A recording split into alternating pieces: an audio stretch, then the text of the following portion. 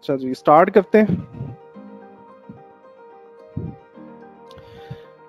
सबसे पहले बात करते हैं फॉरेक्स मार्केट को ड्राइव कौन करता है। फॉरेक्स मार्केट ड्राइव किस तरह से हो रही होती है, चल कैसे रही होती है।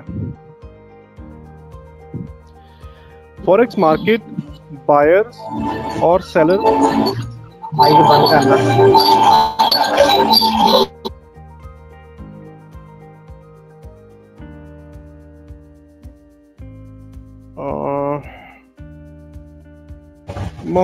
यार इस तरह तो क्लास नहीं हो पाएगी।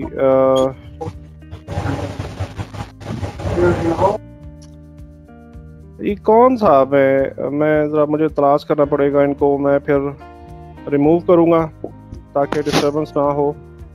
सर ये मेरे ख्याल से मोहम्मद नवाज साहब है शायद। हो गया सर, ठीक है। आप सब दोस्त मैसेज में कोई भी बात है, कोई भी इशू है, मैसेज में बात करें। मतलब ऐसा नहीं है कि आपने किसी जगह पे क्लिक नहीं किया और माइक ऑन हो गया, ऐसा नहीं होता। अगर आप ऑन करते हो तभी माइक ऑन होता है, आप ऑफ करते हो तभी माइक ऑफ होता है।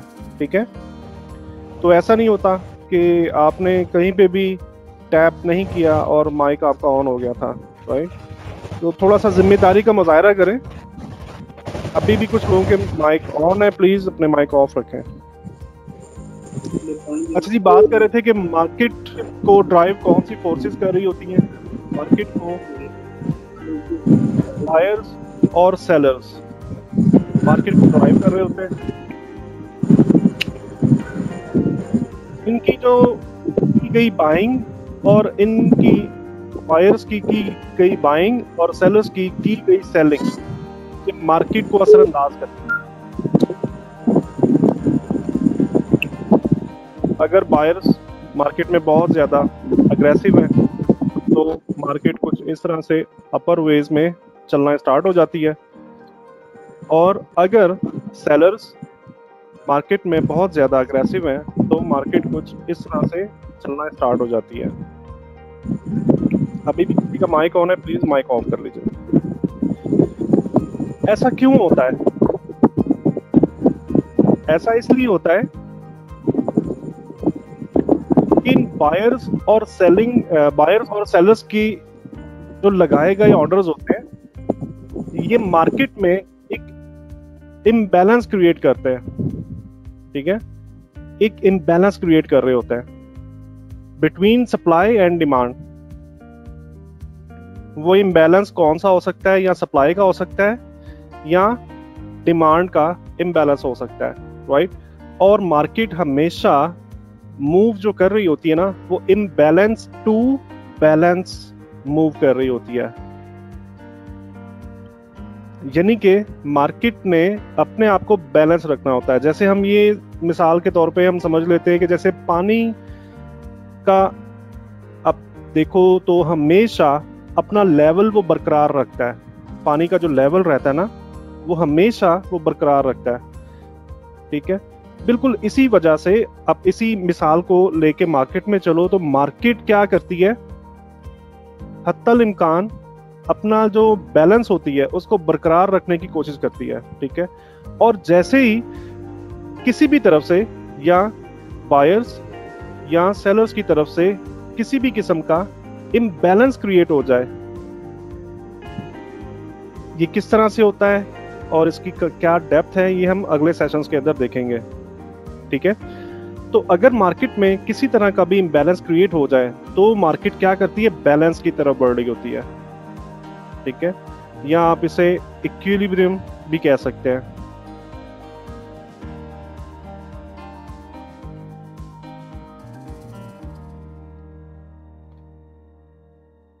राइट, तो मार्केट एक्चुअली जो मूव हो रही थी वो बायर्स और सेलर्स की गई एक्टिविटीज की वजह से। अगर बायर्स मार्केट में अपने बाइंग के ऑर्डर लगाते रहते हैं तो मार्केट में बाइंग का एक इम्बैलेंस क्रिएट हो जाता है और उसके नतीजे में मार्केट ऊपर जाना स्टार्ट हो जाती है। इसका क्या मतलब होता है कि इस वक्त मार्केट में बायर्स बहुत ज्यादा अग्रेसिव है। राइट, और अगर सेलर्स बहुत ज्यादा ऑर्डर प्लेस करना स्टार्ट कर दे तो मार्केट में क्या होता है, सप्लाई की जो तादाद है, सप्लाई के जो ऑर्डर्स हैं वो बहुत ज्यादा लगने स्टार्ट हो जाते हैं। उसकी वजह से मार्केट एकदम से नीचे गिरना स्टार्ट हो जाती है।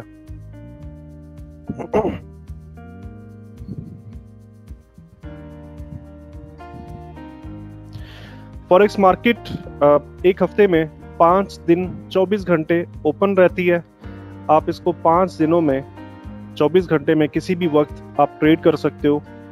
और जब आप में थोड़ा सा मेच्योरिटी लेवल आता जाएगा, एक्सपीरियंस आता जाएगा, तो आप उन 24 घंटों में से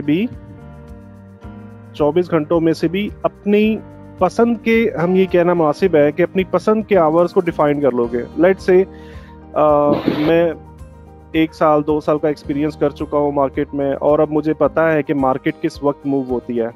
ठीक है, मिसाल के तौर पे सुबह 8 बजे से लेके दोपहर 12 बजे तक मार्केट में एक शार्प किस्म की मूव आती है। तो मैं क्या करूंगा, मुझे ये वाले जो 24 घंटे थे ना, इन 24 घंटों में भी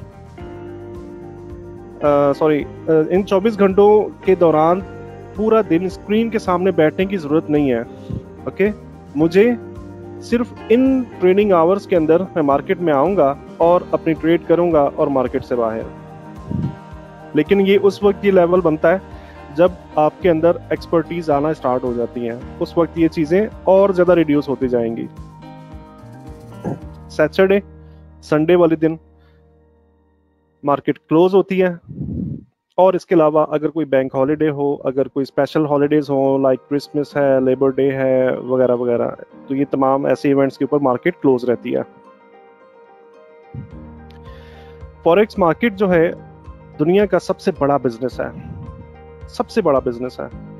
और अगर हम लोकल स्टॉक एक्सचेंजेस की अगर बात करें, जैसे कराची का स्टॉक एक्सचेंज है, जैसे लाहौर का स्टॉक एक्सचेंज है, इस्लामाबाद का, पिंडी का स्टॉक एक्सचेंज है, इसी तरीके से हर एक मुल्क के अंदर जो बड़े बड़े शहर हैं उनमें भी स्टॉक एक्सचेंजेस मौजूद हैं, जो जहां पे फिजिकल ट्रेड हो रही होती है। राइट, जहां पे फिजिकल ट्रेड हो, जैसे मतलब इसकी मिसाल आप ये समझ लें, जैसे बैंक है, आप 9 से लेके 5 बजे तक बैंक ऑन रहता है और आप फिजिकली वहाँ पे जा सकते हो, और वहाँ पे आप कुछ भी चेक प्रेजेंट कर सकते हो, कैश विड्रॉ कर सकते हो, व्हाटएवर, कोई भी आप एक्टिविटीज परफॉर्म करो, तो आप फिजिकली जाके तमाम काम बैंकिंग के कंसर्निंग आप कंप्लीट कर सकते हो। लेकिन अगर आप 5 बजे के बाद से लेके अगले दिन सुबह 9 बजे तक भी बैंकिंग करना चाहो तो ये पॉसिबल है। राइट, कैसे पॉसिबल है? ऑनलाइन बैंकिंग के थ्रू। बिल्कुल यही मिसाल यहाँ पे कंप्लीटली फिट होती है। तो अगर इन तमाम स्टॉक एक्सचेंजेस का हम वॉल्यूम मिला लें, मतलब पाकिस्तान के जो फिजिकल मार्केट्स हैं इनका भी वॉल्यूम मिला लें, अमेरिका की जो फिजिकल एक्सचेंजेस हैं उनका भी वॉल्यूम मिला लें, यूके के, जापानीज एंड स्विस फ्रैंक, पूरी दुनिया की स्टॉक एक्सचेंज का अगर हम फिजिकल मार्केट का वॉल्यूम मिला भी लेना, जब भी इनका वॉल्यूम कुल मिला के भी फॉरेक्स मार्केट के करीब तरीन भी नहीं पहुंचता। ठीक है, फॉरेक्स मार्केट में इतना बड़ा वॉल्यूम ट्रेड होता है, कुछ 5.3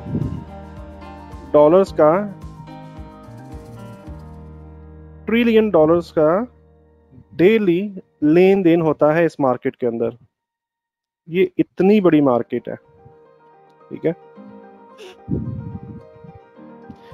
फॉरेक्स मार्केट किसी एक जगह पे सिचुएटेड नहीं है, ये सेंट्रलाइज्ड मार्केट है। ओवर द इंटरनेट आप इसको यूज करते हो, और किस किस तरह से क्या क्या चीजें इसमें इन्वॉल्व होती हैं, तमाम चीजें हम आज की इस क्लास में देखने वाले।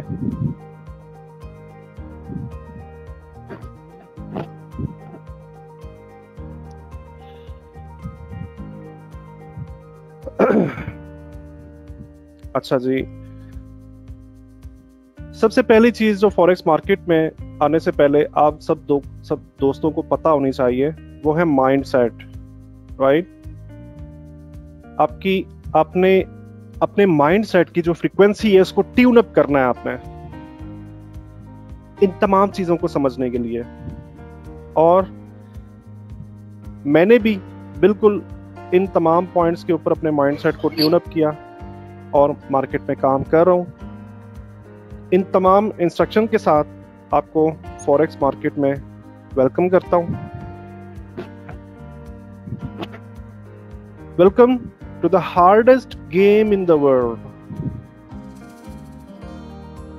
Hardest game in the world, इसका क्या मतलब है कि फॉरेक्स मार्केट जो है ये दुनिया का जितना बड़ा बिजनेस है उतना ही मुश्किल काम भी है। ओके, उतना ही इसको ट्रेड करना बहुत आसान नहीं है। आपने अपने आप को मेंटली प्रिपेयर करना है कि आप दुनिया की जो सबसे बड़ी मार्केट है आप उसके अंदर खुद को प्रेजेंट कर रहे हो। We are playing with some of the sharpest, जिनके अगेंस्ट हम जा रहे होते हैं। देखें, बाय और सेल अगर आप कोई भी चीज करते हो तो उनमें दो पार्टीज का इन्वॉल्व रहना, दो आदमियों का इन्वॉल्व रहना लाजमी होता है। एक होता है बायर और एक होता है सेलर, राइट? तो लेट्स से अगर हम बायर हैं,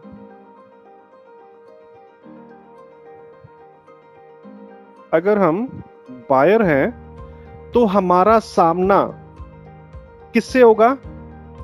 सेलर के साथ।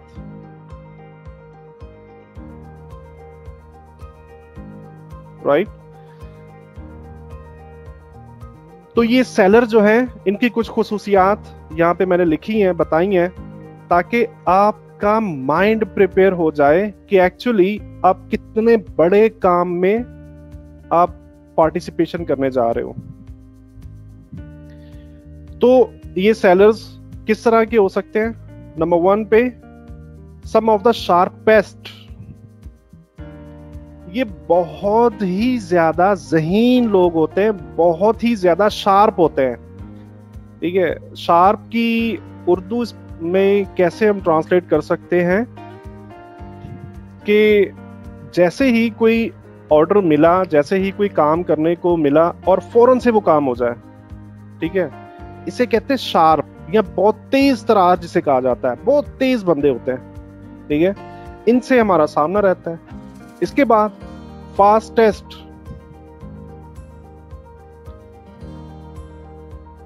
ये तेज तरार थे। और फास्टेस्ट का क्या मतलब है कि इनकी स्पीड भी बहुत ज्यादा होती है, राइट? इसके अलावा मोस्ट इंटेलिजेंट, हमारा जो सामना रहेगा वो दुनिया के जो मोस्ट इंटेलिजेंट माइंड्स हैं, जिन लोगों ने ये तमाम चीजों को बनाया, इनको तरतीब दिया, इनको फॉर्मिंग किया, प्रोग्राम किया। इसके अलावा दुनिया को चलाने वाले जो बहुत बड़े बड़े बैंक हैं, हमारा जो सामना होता है इन बैंक्स के साथ होता है। और जो बैंक लाइक IMF हो गया, लाइक कुछ और इस तरह के वॉल स्ट्रीट के अंदर जो बैंक्स मौजूद हैं, दुनिया को चला रहे होते हैं। स्विस बैंक्स हैं, जैसे पूरी दुनिया के अंदर उनके सिस्टम लगे हुए हैं स्विस बैंकों के।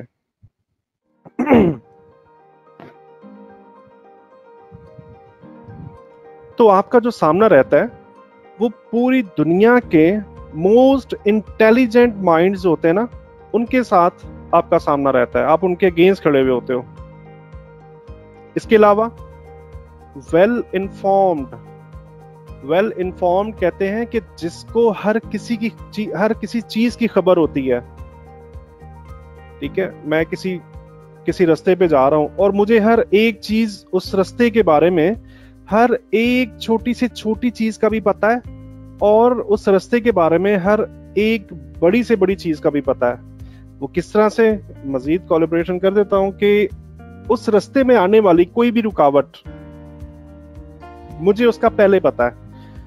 उस रास्ते पे चलने से किस किस तरीके से ठोकर लग सकती है, मुझे उन तमाम एलिमेंट्स का पता है। इसका क्या मतलब है कि मैं वेल इन्फॉर्म्ड हूं। राइट? तो हमारा जो सामना रहता है वेल इन्फॉर्म्ड लोगों से हमारा सामना रहता है. Stubbornly, irrational, and in many cases unethical minds. Unethical minds कौन से होते हैं? जो साजिशें करते हैं. ठीक है, हमारा जो सामना रहता है वो सामना बहुत ही ईमानदार लोगों से भी, मतलब आप ये कह सकते हो कि ये लोग बहुत ईमानदार नहीं होते. ये साजिशी ज़हन रखते हैं. ठीक है, ये क्या करते हैं? मार्केट को मैनिपुलेट करते हैं, आपको कुछ दिखाते हैं और करते कुछ है. आपके सामने प्रेजेंटेशन कुछ और रखी हुई होती है और ये करते कोई और काम है. ठीक है, इसे क्या कहते हैं? Unethical minds. तो इस लाइन को ऐड करने का मकसद ये है कि आपने जब इस फील्ड में आना है तो आपका माइंड जो है ना वो प्रिपेयर होना चाहिए कि आपका जो मुकाबला है, आपका जो सामना है वो ऐसे लोगों के साथ है, ऐसे लोगों के साथ है, राइट? जो कि सबसे ज्यादा दुनिया में सबसे ज्यादा शार्प है, दुनिया में सबसे ज्यादा तेज है, दुनिया में सबसे ज्यादा इंटेलिजेंट है, वेल इन्फॉर्म्ड है और अनएथिकल है, जो आपके खिलाफ साजिश भी कर सकते हैं, राइट? तो आप मुझे ये बताएं, चैट बॉक्स में जरा टाइप करके मुझे ये बताएं, अगर हमें इन ऐसे मार्केट के खिलाफ जाना है, ऐसे लोगों के खिलाफ जाना है, तो इसका क्या मतलब है? इसका ये मतलब है कि हमको बहुत ज्यादा तैयारी करके आना पड़ेगा, हमें बहुत ज्यादा मेहनत करनी पड़ेगी. ठीक है, और इसके अलावा हमको बहुत ज्यादा टाइम देना पड़ेगा और इन टेक्निक्स को सीखना पड़ेगा जो आपको शार्पेस्ट बना दें, जो आपको फास्टेस्ट बना दें, आपको इंटेलिजेंट बना दें, वेल इन्फॉर्म बना दें. और अनएथिकल माइंड्स जो चाल चलते हैं, जो ट्रेडिंग के दौरान जो मैनिपुलेशन कर रहे होते हैं, जो चालें चल रहे होते हैं, आपको इस काबिल बनना है कि आप इनकी चालों को पहले से समझ जाएं, राइट? इसके अलावा आप ऐसे कंप्यूटर के अगेंस्ट खड़े होते हैं जो आपसे ज्यादा फास्टर रिएक्ट कर सकता है. वो कैसे? देखें, वी आर ह्यूमंस, राइट? हम पहले क्या करते हैं? हम कुछ प्लान कर रहे होते हैं, अपने दिमाग में कुछ सोच रहे होते हैं. सोचने के बाद हम डिसाइड करते हैं कि हमें बाय के लिए जाना है या सेल के लिए जाना है. उसके बाद हम MT4 में जब हम जाएंगे तो आपको कुछ यहाँ पर बटन्स अवेलेबल होते हैं जहाँ से आप बाय कर सकते हो, आप सेल कर सकते हो. तो जब आपने डिसाइड किया तो सबसे पहले आप क्या करते हो? अपना हाथ जो है, आपका राइट हैंड, आप इसको मूव करते हो माउस की तरफ. माउस को आप इस तरह से हिला रहे होते हो. ठीक है, इस तरह से हिला के इस बटन तक लेके जा. लेट्स से ये सेल का बटन है, तो इस माउस को मूव करके इस सेल के बटन तक लेके जा रहे होते हो और फिर जाके ये सेल का बटन प्रेस होता है. इस सारे दौरानिये के अंदर कितना टाइम लगता होगा अंदाजन आप मुझे बताएं? अंदाजन कितना टाइम लगता होगा? सर अंदाजन 1 सेकंड 2 सेकंड लगेंगे सर सेल पे जाने के लिए. तो ठीक है, मैं 2 सेकंड 1 सेकंड मान लेता हूँ. ठीक है, कि मैं 1 सेकंड मान लेता हूँ कि मैं अपने हाथ को मूव कर रहा हूँ, अपने माउस को मूव करते हुए सेल के बटन तक लेके जा रहा हूँ. ठीक है, और सेल का बटन दबा रहा हूँ. लेकिन ये जो कंप्यूटर होते हैं ना, ये नैनो सेकंड्स के अंदर काम कर रहे होते हैं. नैनो सेकंड्स के अंदर 1 सेकंड का कुछ हजारवां हिस्सा, ये इतने फास्ट होते हैं. यानी कि एक ह्यूमन जो है, एक इंसान जितना मर्जी फास्ट हो जाए, जितना मर्जी शार्प हो जाए, वो इन कंप्यूटर्स का मुकाबला कभी भी नहीं कर सकता. ठीक है, इन्हें कहा जाता है HFT systems, high frequency trading इन्हें कहा जाता है। ये कुछ रोबोट्स होते हैं और एल्गोरिथमिक प्रोग्रामिंग इनके अंदर शामिल होती है, और ये इंतहा के फास्ट होते हैं। मतलब आंख को अगर आप पलक झपकते हो ना, ये उसके अंदर मार्केट में आते हैं, ट्रेड एग्जीक्यूट करते हैं, प्रॉफिट उठाते हैं और निकल भी जाते हैं। ये इतनी जल्दी ये काम हो रहा होता है, और अभी तक इंसान जो है अपनी आंख पलक झपक रहा होता है। ठीक है, तो हमारा सामना जो है, हम इनके अगेंस्ट खड़े रहते हैं, राइट। तो ऐसे में भी आपको क्या करना है, आपको मेहनत करना है। ठीक है, कि आप इन कंप्यूटर्स की जो एक्टिविटीज हैं इनको भी आप अच्छे से रिकग्नाइज कर सको, और आपको अंदाजा हो कि अगर कोई भी HFT मेरे मुकाबले पे आता है तो वो क्या कर सकता है। Nothing is possible, I mean sorry, nothing is impossible, nothing is impossible. चलती हुई मार्केट है, चलती हुई मार्केट के अंदर लेट्स से कुछ ऐसा बिहेव हो जाता है, और यहां तक, इस लेवल तक जाने तक मेरा ख्याल है कि आपको कुछ 3 से 4 साल का अरसा दरकार है। ठीक है, कि आप ये रिकग्नाइज कर सको कि अगर इस मूव के अंदर लेट्स से अगर मैं बाय में जाता हूं तो मुझे ये पता हो कि अगर मेरे मुकाबले पे कोई HFT आता भी है तो वो सेल तो नहीं करेगा। ठीक है, यानी कि मुझे इस चीज का अंदाजा होना चाहिए कि अगर इस जगह पर HFT आता है तो वो क्या करेगा, बाय करेगा या सेल करेगा। ठीक है, तो मुझे उसी की डायरेक्शन में ही ट्रेड करना है। मुझे ऐसा लगता है कि वो बाय करेगा, HFT अगर आता भी है तो वो बाय करेगा, तो मुझे पहले से ही उस डायरेक्शन में मौजूद रहना है। तो उससे क्या होगा, HFT जब भी मार्केट में आएगा, चाहे हजारों HFTs आ जाएं, तो वो एक्चुअली आप ही को प्रॉफिट बना के दे रहे होंगे। ठीक है, मतलब ये है कि ये बातें सुनकर घबराना नहीं है, बिल्कुल आपने डरना नहीं है।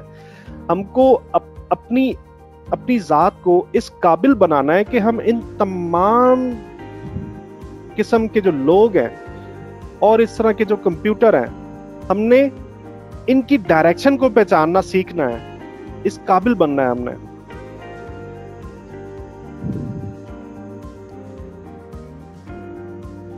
इसके बाद हमारा जो मुकाबला रहता है वो उन ट्रेडर्स के साथ रहता है जिनके पास आपसे बहुत ज्यादा एक्सपीरियंस मौजूद है, राइट।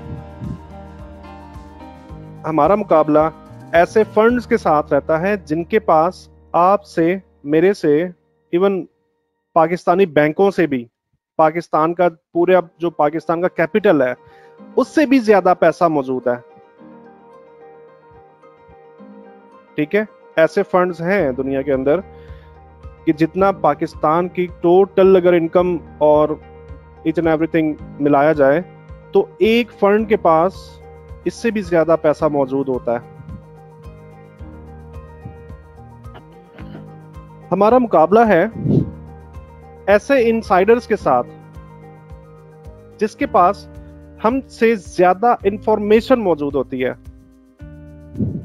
इनसाइडर किसे कहते हैं? इनसाइडर कहते हैं खबरी।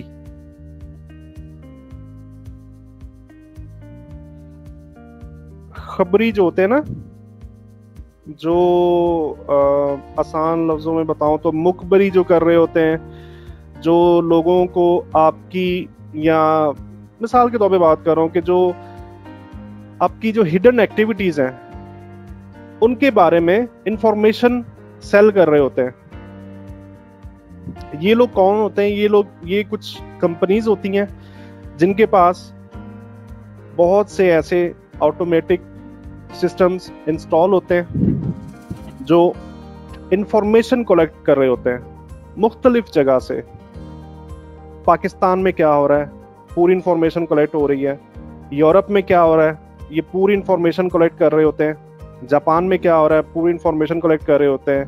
अमेरिका, स्विट्जरलैंड, मतलब इस तरह से हर एक कंट्री के मुतालिक। इंडिया में क्या हो रहा है, तो ये पूरी इंफॉर्मेशन कलेक्ट कर रहे होते हैं और ये पैसा किस तरह से कमाते हैं, ये इंफॉर्मेशन आगे सेल कर रहे होते हैं, ठीक है। किन को सेल कर रहे होते हैं? इन फंड्स को सेल कर रहे होते हैं, इन ट्रेडर्स को सेल कर रहे होते हैं।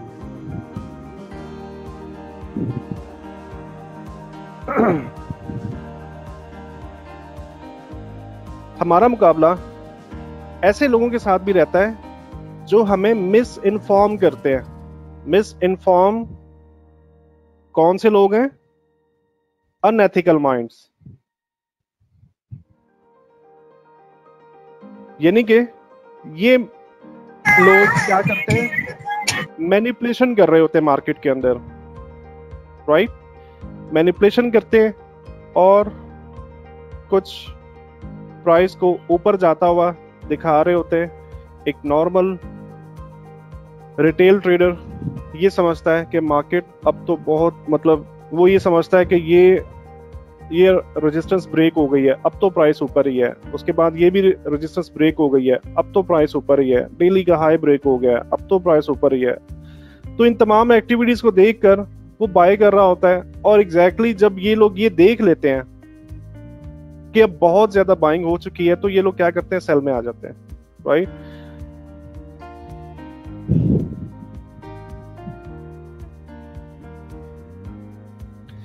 इसके अलावा बहुत ही शार्पली मूवमेंट के साथ इनको सोचने के लिए बहुत ज्यादा चीजें नहीं चाहिए, सोचने के लिए बहुत ज्यादा कैपिटल नहीं चाहिए। इनको डिसीजन लेने के लिए तमाम चीजें जो रिक्वायर्ड होती हैं वो इन तमाम के पास ऑलरेडी मौजूद होती हैं, ठीक है। हमको क्या करना होता है? हमको बाय करना होता है, हमको सोचना होता है कि हम ऐसे करेंगे, फिर वैसे करेंगे, पूरी प्लानिंग करनी होती है। लेकिन ये तमाम चीजें हमसे बहुत पहले ये तमाम काम करके बैठे हुए होते हैं, राइट? तो हमारा मुकाबला कुछ इस तरह के, मतलब मैं थोड़ा सा स्किप करता हूँ, बहुत लंबा हो जाएगा सिर्फ एक ही स्लाइड के ऊपर। तो हमारा मुकाबला जो है ना, कुछ इस तरह की मार्केट के साथ है, ठीक है। ये सब कुछ बताने का मकसद ये है कि आपको मेंटली तौर पे प्रिपेयर करना है अपने आप को कि हम इतना बड़ा काम करने जा रहे हैं, ओके। और जब बहुत बड़ा काम आप करने जा रहे हो तो इसका मतलब है कि आपको उतनी ही ज्यादा मेहनत, उतनी ज्यादा लगन की जरूरत रहेगी। और ये काम करते करते आपके रास्ते में बहुत सारी रुकावटें भी आएंगी, बहुत सारी मुश्किलात भी आएंगी। तो उसके लिए आपने जो अपने सीनियर्स हैं उनके साथ कोऑर्डिनेशन में रहना है, अपनी मुश्किलात को बताना है, ताकि उन प्रॉब्लम्स को, उन मुश्किलात को सॉल्व किया जा सके।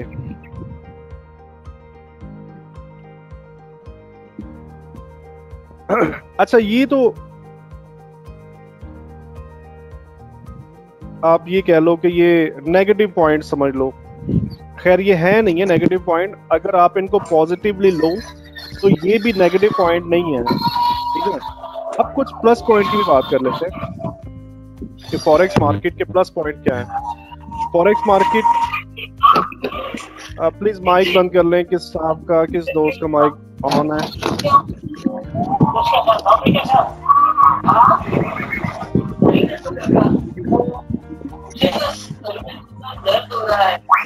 फॉरेक्स मार्केट जो है वो यार माइक माइक बंद करो यार, क्या कर रहे हो तुम? डिस्टर्बेंस भी क्रिएट कर रहे हो।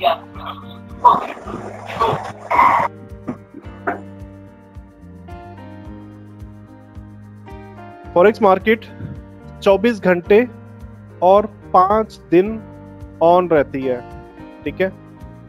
अब इस इंफॉर्मेशन को आप अपने फायदे के लिए किस तरह से इस्तेमाल कर सकते हो? मिसाल के तौर पर आप कोई बिजनेस करते हो, मिसाल के तौर पे आप कोई जॉब करते हो, तो आप अपना फेवरेट टाइम फॉरेक्स मार्केट को दे सकते हो और इससे पैसा बना सकते हो। ऑनलाइन बिजनेस है, दूसरा फायदा इसका ऑनलाइन बिजनेस है। ये आपको फिजिकली कहीं पर भी जाने की जरूरत नहीं है, राइट?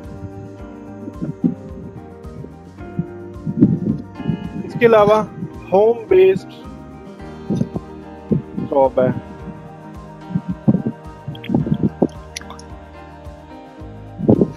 होम बेस्ड जॉब है ये। और कहीं, अच्छा हम बात कर रहे थे कि होम बेस्ड जॉब है, आपको किसी भी तरह का ऑफिस बनाने की जरूरत नहीं है। देखो फर्ज करो आप पाकिस्तान के नॉर्मली जो हालात चल रहे हैं इस वक्त, हम इन हालात की बात करते हैं, तो कोई भी काम आप अगर स्टार्ट करना चाहो, कोई भी नया बिजनेस आप खड़ा करना चाहते हो, तो आप खुद मुझे बताओ चैट बॉक्स में कि कितना कैपिटल दरकार है नया बिजनेस खड़ा करने के लिए। कम से कम कितना कैपिटल दरकार है आपको।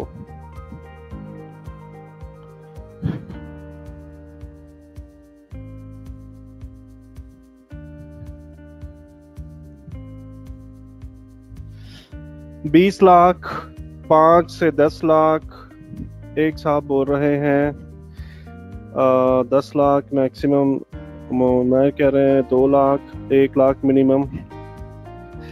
चले 1 लाख या 2 लाख के अंदर पाकिस्तान में कोई भी अच्छा कारोबार स्टार्ट नहीं होता, ठीक है। 1 लाख या 2 लाख के अंदर अच्छा कारोबार, देखो आप बात किस चीज की कर रहे हो, आप कंपेयर किस चीज से कर रहे हो, दुनिया के सबसे बड़े कारोबार के साथ आप अपने बिजनेस को, या नया बिजनेस आप जब भी ओपन करने जा रहे हो तो आप उस बिजनेस को कंपेयर कर रहे हो, तो उसके साथ मतलब फॉरेक्स के साथ।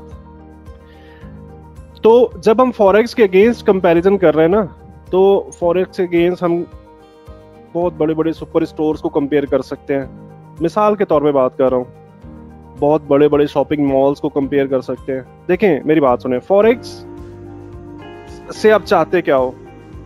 फॉरेक्स ये चाहते हो कि फॉरेक्स आपको महीने का 1 लाख 2 लाख पाकिस्तानी रुपीस जो है वो कमा के दे, ठीक है। तो इसके साथ फिर इस तरह के कारोबार को ही आप कंपेयर करोगे ना।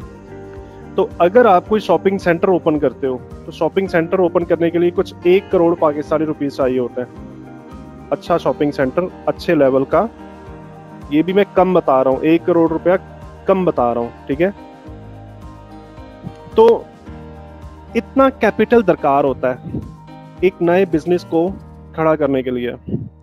अब मिसाल के तौर पे फर्ज करो आपने कोई जगह आपने ले ली, आपने उसका एडवांस दे दिया और वो मेन रोड के ऊपर जगह है, और मंथली उसका रेंटल आपको पे करना है, उसका मंथली रेंटल आपको पे करना है। और वो पॉसिबल है, जब ऐसी जगह की बात करें तो कुछ कराची में के हिसाब से बात करूं तो 5 लाख मंथली रेंटल पे करना होता है, ठीक है।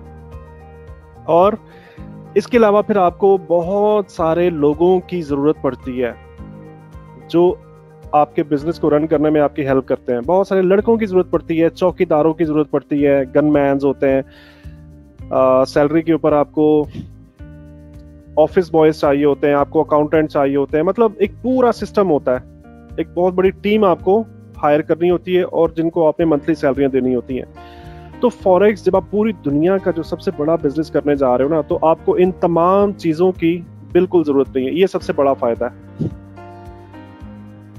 फॉरेक्स मार्केट में काम करने का, कि आपको किसी भी सेंस में मंथली चार्जेस किसी को पे नहीं करना है, ठीक है। कोई भी शॉप है, कोई भी शॉपिंग प्लाजा है, उसके ऊपर बहुत सारे ब्लैक मेलर्स आ जाते हैं जो आपको ब्लैकमेल कर रहे होते हैं। भत्ता, मतलब कराची की अगर बात करें तो भत्ता बहुत चलता है कराची के अंदर, भत्ते की पर्चियां आती हैं और महीने के लाखों रुपए सिर्फ और सिर्फ भत्ते में चले जाते हैं जो बड़े बड़े बिजनेसमैन हैं। फॉरेक्स के अंदर आपको कोई चीट नहीं कर रहा, फॉरेक्स के अंदर आपने किसी को भत्ता नहीं देना, फॉरेक्स के अंदर कोई मंथली रेंटल्स नहीं है, और फॉरेक्स के अंदर आप किसी और के मरहूने मिन्नत नहीं हो। मरहूने मिन्नत का मैं वर्ड क्यों यूज कर रहा हूं, इस वजह से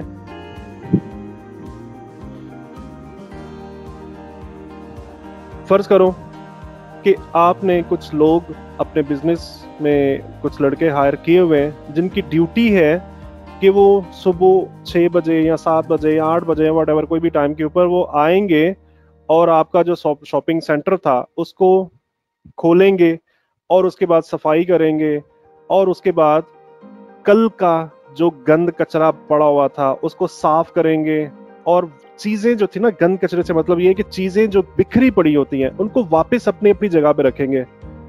ठीक है, फर्ज करो कि आप रात को दिन खत्म होता है और आप सुकून से घर पे चले जाते हो, और अगले दिन आप एक्सपेक्ट कर रहे हो कि वो लड़के अपने टाइम से आएंगे और अपनी हिस्से की जो जिम्मेदारी उनको सौंपी गई है वो सरअंजाम देंगे, लेकिन ऐसा नहीं होता किसी वजह से। दो वजूहत हो सकती है, या तो वो लड़के जानबूझ के आपको तंग करना चाहें, या उनके साथ कोई जेन्युइन प्रॉब्लम हो गई। अगर ये दोनों सूरतें ही हो तो आप इफेक्ट हो रहे हो, एक्चुअली आपका शॉपिंग सेंटर इफेक्ट हो रहा है, उसको नुकसान पहुंच रहा है। ठीक है, तो फॉरेक्स के अंदर अगर आप काम करना चाहो तो आपको किसी के भी मतलब आप किसी के मरहूने मिन्नत नहीं हो कि वो आएगा फलां काम करेगा तो फिर आप ये काम कर सकते हो। ठीक है, आप खुद जाके अपने शॉपिंग सेंटर की सफाई नहीं कर सकते, आप सुबह सुबह जाके उसके ताले नहीं खोल सकते, आप उसको रीअरेंज नहीं कर सकते, राइट। तो इन तमाम पॉइंट्स के रहते हुए फॉरेक्स मार्केट में काम करने के बहुत बड़े बड़े फायदे भी मौजूद हैं, और सबसे बड़ा फायदा जिसका मैं जिक्र करने वाला हूं, सबसे बड़ा फायदा यह है कि शॉपिंग प्लाजा खोलने के लिए आपको मिनिमम 1 करोड़ पाकिस्तानी रुपीस चाहिए थे। फॉरेक्स मार्केट के अंदर आप 10,000 पाकिस्तानी रुपीस से भी काम कर सकते हो। 10,000 पाकिस्तानी रुपीस से भी काम कर सकते हो, इतने छोटे कैपिटल के साथ कि जो कि एक बच्चे की जेब खर्च होता है ना, एक बच्चे का जो जेब खर्च होता है, आप इतने से कैपिटल के साथ भी फॉरेक्स मार्केट में काम कर सकते हो। इसके अलावा फॉरेक्स मार्केट आपको प्रोवाइड करता है डेमो अकाउंट। डेमो अकाउंट में क्या होता है, कोई भी बिजनेस आपको अलाउ नहीं करता कि पहले वो आपको सिखाए और उसके बाद करने की इजाजत दे। ठीक है, कोई भी बिजनेस आपको अलाउ नहीं करता, लेकिन फॉरेक्स मार्केट आपको अलाउ करती है कि आप पहले उसको डेमो पे सीखो, एक्सपेरिमेंट करो, और उसके बाद आप रियल अकाउंट पे आओ। इसके अलावा कोई भी बिजनेस आपको इस चीज की इजाजत नहीं देता कि आप अपनी लॉस की लिमिट सेट कर लो और प्रॉफिट की लिमिट सेट कर लो। अगर किसी बिजनेस में नुकसान होना शुरू हो जाता है तो वो होते होते होते होते होते होते इतना होता जाता है कि वो बिजनेस ही बंद हो जाता है। दुनिया की बहुत बड़ी बड़ी कंपनीज इस तरह से बंद हो चुकी हैं, बहुत बड़ी बड़ी कंपनीज, मतलब मैं लोकल मार्केट की बात नहीं कर रहा। तो फॉरेक्स मार्केट के अंदर काम करने का आपको एक ये सबसे बड़ा फायदा, मतलब ये वो बातें हैं जिन्होंने मुझे अट्रैक्ट किया था, जिन चीजों को देखने के बाद मैं फॉरेक्स मार्केट में आया था, मैं आपसे वो बातें शेयर कर रहा हूं। आप अपनी लॉस लिमिट सेट कर सकते हो। अगर फर्ज करो कि इन तमाम लोगों में से कोई भी लोग कामयाब हो जाते हैं मेरे अगेंस्ट, मैं इनके खिलाफ कामयाब नहीं हो रहा और ये लोग मेरे अगेंस्ट कामयाब हो जाते हैं, तो मैं ज्यादा से ज्यादा $10 जो है ना, मैं लॉस बर्दाश्त कर सकता हूं और $10 के बाद मैं ट्रेड से निकल जाऊं। ठीक है, तो आप कहीं सोए हुए हो, कहीं शादी पे हो, कहीं गए हुए हो, वॉट एवर ट्रैवलिंग के अंदर हो, तो क्या होगा, जब भी आपका नुकसान $10 तक पहुंचेगा आपकी ट्रेड क्लोज हो जाएगी और आपका ज्यादा नुकसान होने से बच जाएगा। ठीक है, तो इस तरह की और बहुत सारी बातें, मतलब ये एक ऐसा टॉपिक है, ये स्क्रीन सिर्फ एक ये जो स्लाइड है ना, ये ऐसा टॉपिक है जिसपे को 5 घंटे में बात कर सकता हूँ। ठीक है, तो मैं टाइम बचाता हूँ सबका। आई होप जो बातें मैं समझाना चाह रहा था, बताना चाह रहा था, वो तमाम दोस्तों को समझ में आ चुकी हैं।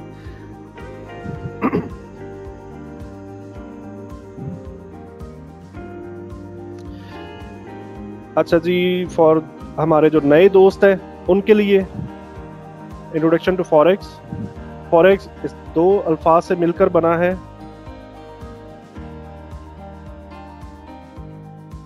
फॉरेन एक्सचेंज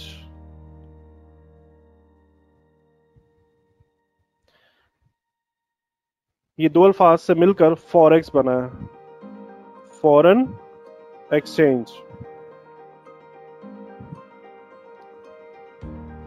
फॉरेक्स मार्केट में पार्टिसिपेंट्स कौन कौन से होते हैं, बायर्स और सेलर्स, हम पिछली स्लाइड में देख चुके हैं। इसके अलावा स्पेकुलेशन हो रही होती है, और रेट्स जो एक्सचेंज रेट होते हैं, लेट्स से अगर हम यूरो यूएसडी की बात करें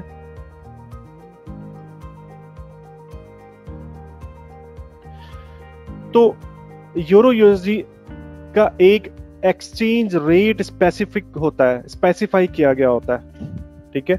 उस एक्सचेंज रेट को हम बाय कर रहे होते हैं या सेल कर रहे होते हैं।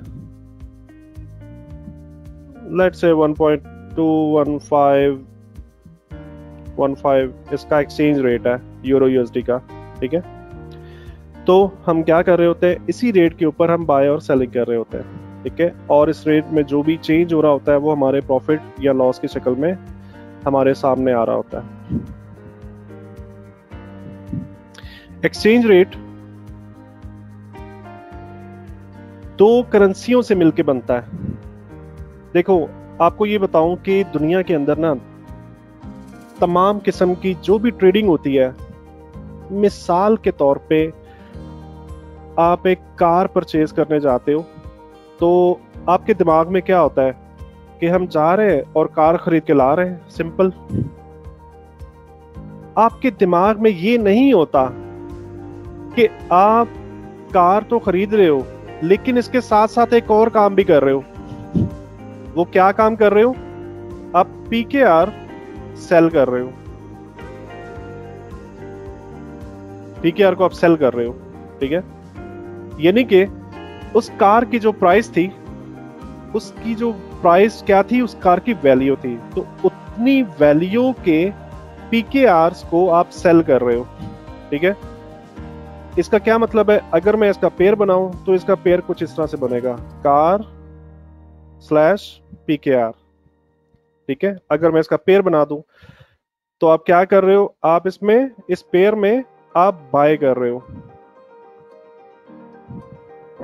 इसी की हम सेल की बात करें तो अगर आपने अपनी कोई भी चीज, अपनी कोई भी होल्डिंग आपने सेल करनी है, लाइक मोबाइल फोन आप सेल करना चाहते हो, तो आप सिंपली आप ये सोचते हो कि हमने अपने मोबाइल फोन सेल करना है, दैट्स ऑल।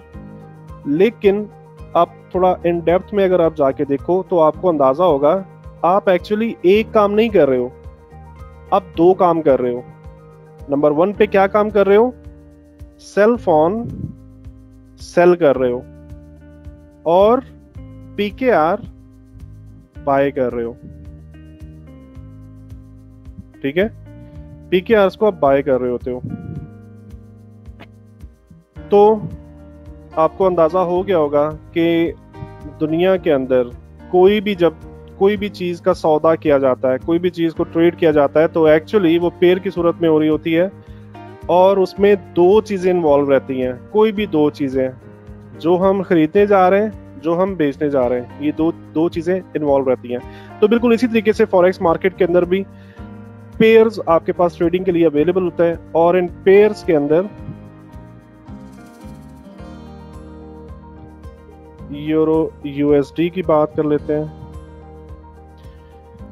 तो यूरो यूएसडी के अंदर आप देखो क्या है, यूरो यूएसडी के अंदर दो डिफरेंट कंट्रीज की करेंसीज शामिल हैं, ठीक है।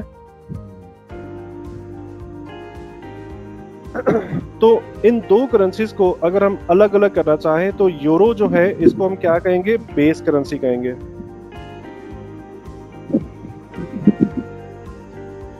इसको बेस करेंसी कहा जाएगा, ठीक है। और यूएसडी को क्या कहेंगे? Term currency. यूएसडी को टर्म करेंसी कहा जाएगा। इस तरीके से किसी भी पेयर को, और इन अगर दोनों को मिला के देखा जाए तो हम इसको पेयर बोलेंगे कि ये एक यूरो यूएसडी का एक पेयर है, ठीक है। बेस करेंसी जो है वो पेयर के लेफ्ट साइड पे रहती है और टर्म करेंसी जो है वो पेयर के राइट साइड पे रहती है।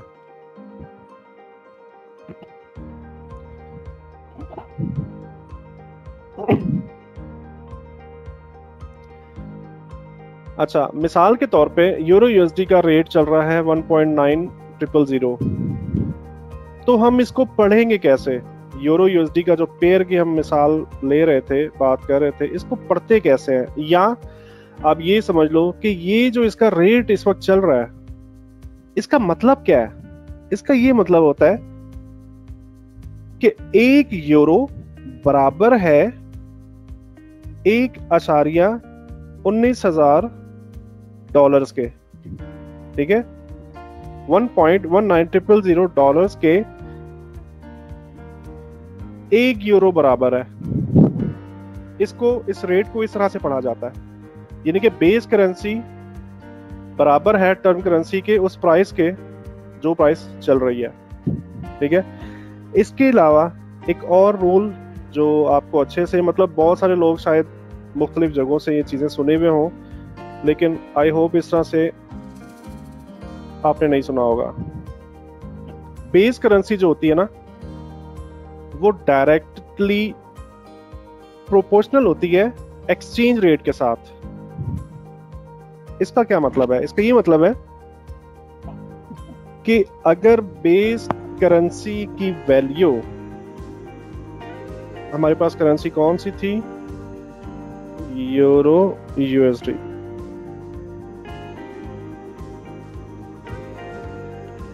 इस पेयर के अंदर बेस करेंसी कौन सी है, यूरो। यूरो बेस करेंसी के तौर पे डायरेक्टली प्रोपोर्शनल है एक्सचेंज रेट के साथ। जो भी एक्सचेंज रेट का क्या मतलब है कि जो भी इस वक्त की प्राइस चल रही है, इसको एक्सचेंज रेट कहते हैं। ठीक है, अगर यूरो की वैल्यू ऊपर जाएगी तो एक्सचेंज रेट जो होगा ना, ये भी ऊपर जाएगा। अगर यूरो की वैल्यू नीचे आएगी तो एक्सचेंज रेट क्या होगा, ये भी नीचे आएगा। ये डायरेक्टली प्रोपोर्शनल है, कोरिलेटेड आप समझ लो। और इसके अगेंस्ट यूएसडी इनवर्सली प्रोपोर्शनल होता है एक्सचेंज रेट के साथ। कैसे?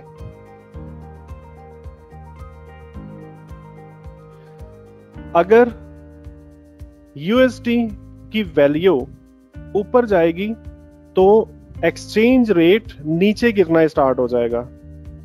ये सिर्फ इस पेयर की बात हो रही है। ठीक है, यूरो यूएसडी के पेयर की बात हो रही है। अगर टर्म करेंसी यूएसडी की वैल्यू ऊपर जाएगी तो एक्सचेंज रेट जो होगा वो नीचे गिरना स्टार्ट हो जाता है, और अगर यूएसडी की वैल्यू नीचे गिरना स्टार्ट हो जाती है, इसकी वैल्यू कम होती है, तो एक्सचेंज रेट जो है यूरो यूएसडी का एक्सचेंज रेट ऊपर जाना स्टार्ट हो जाएगा। ठीक है, इसे कहते हैं इनवर्स प्रोपोर्शनल है ये।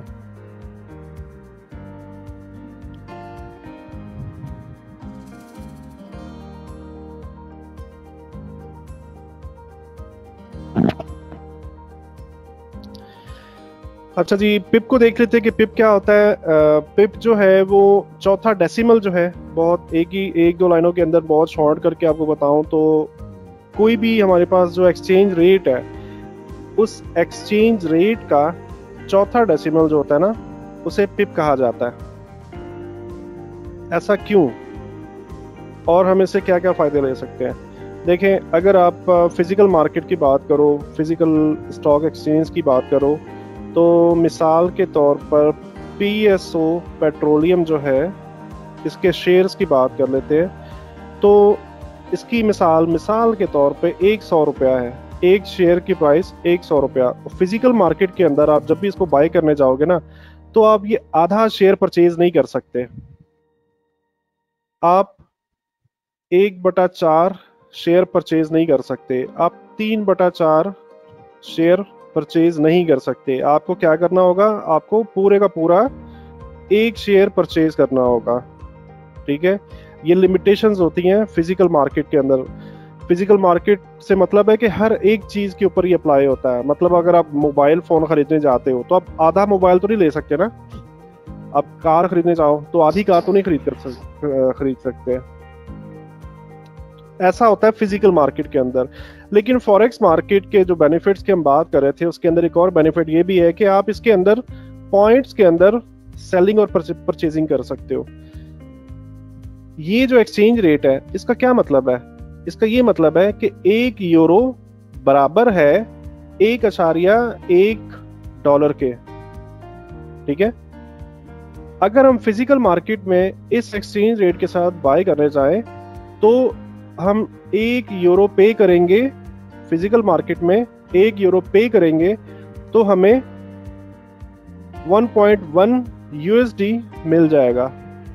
ठीक है, अब इसको थोड़ा सा और अगर आप इन द ब्रीफ सेंस आप देखो तो अगर आप बड़े पैमाने पे ट्रेड करना चाहते हो, मतलब ये जो PSO का शेयर की मैंने बात की थी, एक शेयर की प्राइस 100 रुपया थी, तो अगर आप 1000 शेयर्स परचेज करने जाओ तो आपको कितना कैपिटल चाहिए होगा? 1 लाख रुपया।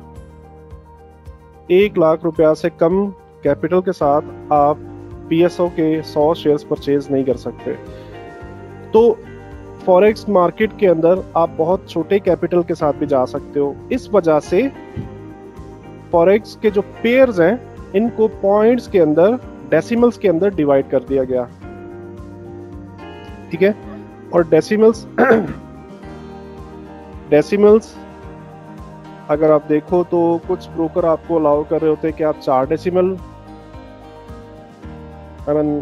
4 डेसिमल्स के पेयर कुछ ब्रोकर्स आपको अलाउ कर रहे होते हैं, कुछ ब्रोकर्स आपको 5 डेसिमल के पेयर्स अलाउ कर रहे होते हैं। मतलब मैं यहाँ पे 2 बना देता हूँ, यहाँ पे 2 बना देता हूँ, तो 1 2 3 4 5 डेसिमल्स भी आपको मिल रहे होते हैं।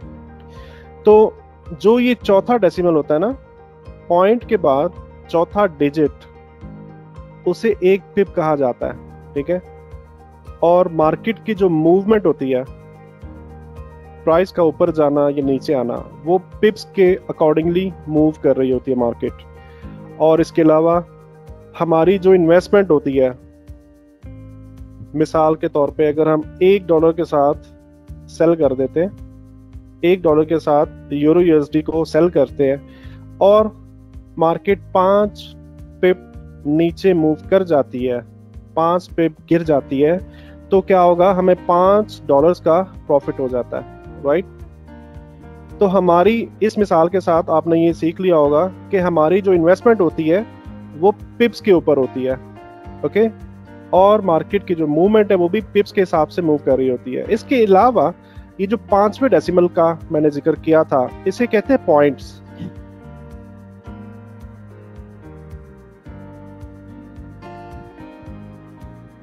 पॉइंट्स इसे कहा जाता है। जैसा मैंने आपसे ये जिक्र किया था कि मार्केट में HFT सिस्टम्स मौजूद होते हैं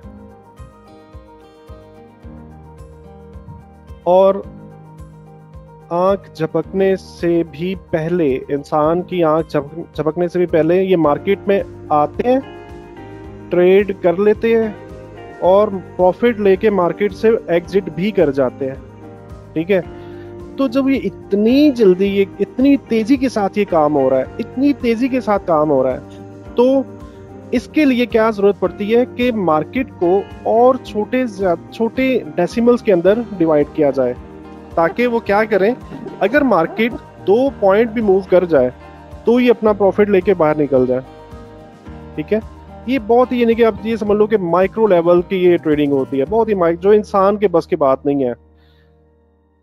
ऑब्वियसली आप कर सकते हो, लेकिन बहुत अच्छा खासा एक्सपीरियंस आपको रहना चाहिए, उसके बाद बिल्कुल आप भी कर सकते हो। ठीक है, तो इस जरूरत की वजह से 5वां डेसिमल ऐड किया गया मार्केट के अंदर, और उस डेसिमल को क्या कहते हैं? पॉइंट, या उसे पिपेट भी कहा जाता है, पिपेट। ठीक है, यहाँ पे कुछ पॉइंट्स की कैलकुलेशंस है कि 1 पिप जो है वो 10 पॉइंट्स के बराबर होता है, 2 पिप्स जो है वो 20 पॉइंट्स के बराबर होते हैं, 3 पिप्स 30 पॉइंट्स के बराबर होते हैं, और so on and so on.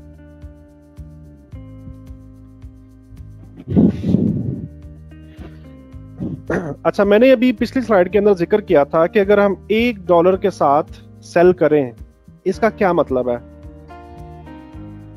इसका ये मतलब है कि फॉरेक्स मार्केट जो है वो हमें कुछ 4 किस्म की लॉट्स लगाने की इजाजत देती है।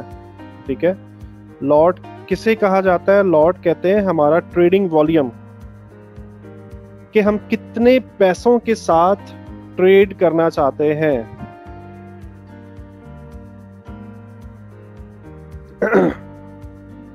उसे आप, मतलब मैं आपको मैं यही कर रहा हूं कि मैं बहुत ही सादा से आसान उर्दू के अंदर ये तमाम चीजें समझाऊं, ताकि जो लोग तमाम शुरू से ये चीज़ें जानते हैं उनको ये चीज़ें रिपीट हो जाएंगी, और जो लोग ये बातें नहीं जानते उनको बहुत ही अच्छे से ये चीज़ें समझ में आ जाए।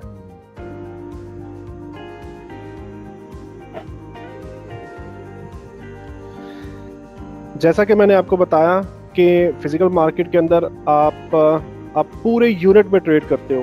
पूरा यूनिट क्या है कि पीएसओ का अगर आपने शेयर परचेज करना है तो पूरा एक यूनिट या पूरा एक शेयर आपको परचेज करना पड़ेगा, ठीक है। और फॉरेक्स में भी पहले ऐसे ही होता था, और जैसा मैंने आपको बताया कि फॉरेक्स को पॉइंट्स में डिवाइड किया गया। क्या वजह थी? जब तक HFT सिस्टम्स इजाद नहीं हुए थे उस वक्त तक। और इसके साथ साथ और क्या किया गया, आपको मुख्तलिफ साइज की मुख्तलिफ लॉट साइजिंग के अंदर ट्रेडिंग करने की भी इजाज़त मिल गई। आप मुख्तलिफ लॉट्स को ट्रेड कर सकते हो। किस तरह से? 4 किस्म के हमारे पास लॉट्स मौजूद है यहाँ पे। सबसे छोटी लॉट है नैनो लॉट। नैनो लॉट का मतलब होता है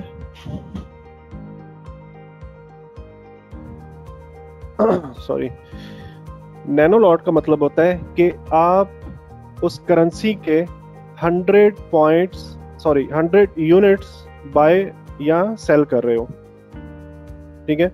इसके बाद हमारे पास मौजूद है माइक्रो लॉट। माइक्रो लॉट का क्या मतलब है कि आप उस करेंसी के या उस पेयर के, किस पेयर के? मिसाल के तौर पे यूरो यूएसडी।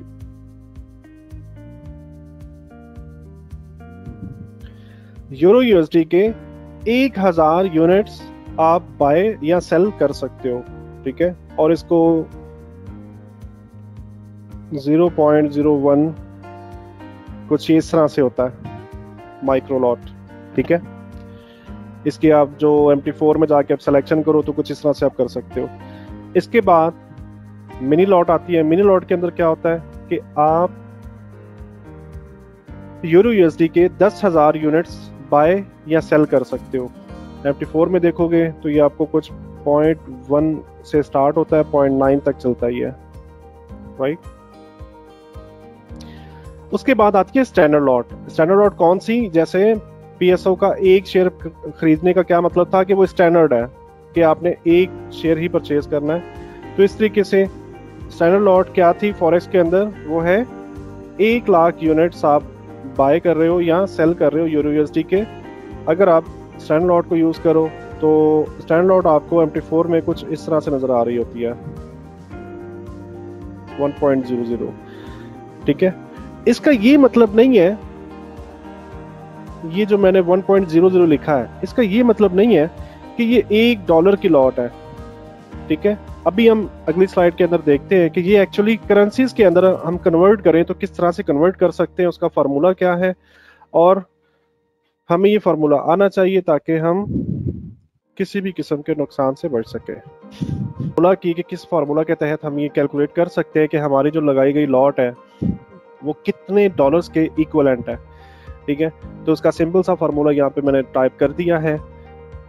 कुछ करेंसीज के अंदर डिफरेंट भी होता है, बट हम मेन करेंसीज की बात करेंगे। USD JPY की बात करें तो इसका फार्मूला ये है कि सबसे पहले आपको इसका एक्सचेंज रेट देखना होता है कि एक्सचेंज रेट क्या चल रहा है। मिसाल के तौर पे 119.80 एक्सचेंज रेट चल रहा है। उसके बाद आपको ये देखना होता है कि इसके डेसिमल्स कितने हैं, ठीक है। तो पॉइंट यहाँ पे मौजूद है और डेसिमल्स इसके 2 हैं। इसका क्या मतलब है कि इसका क्या मतलब है कि दूसरा पिप जो है ना, दूसरा डेसिमल पॉइंट इसका पिप है, ओके। और ये इंफॉर्मेशन क्या करेंगे, हम डेसिमल पॉइंट को कन्वर्ट करेंगे 0.01, 2 डेसिमल पॉइंट का ये पेयर है, तो हम इसको कैसे लिखेंगे? 0.01, ठीक है। तो इस तरह से आप इसको लिखोगे, इसको आप डिवाइड करोगे एक्सचेंज रेट के साथ और मल्टीप्लाई कर दोगे 1 लाख। 1 लाख क्या है? ये यूनिट्स हैं।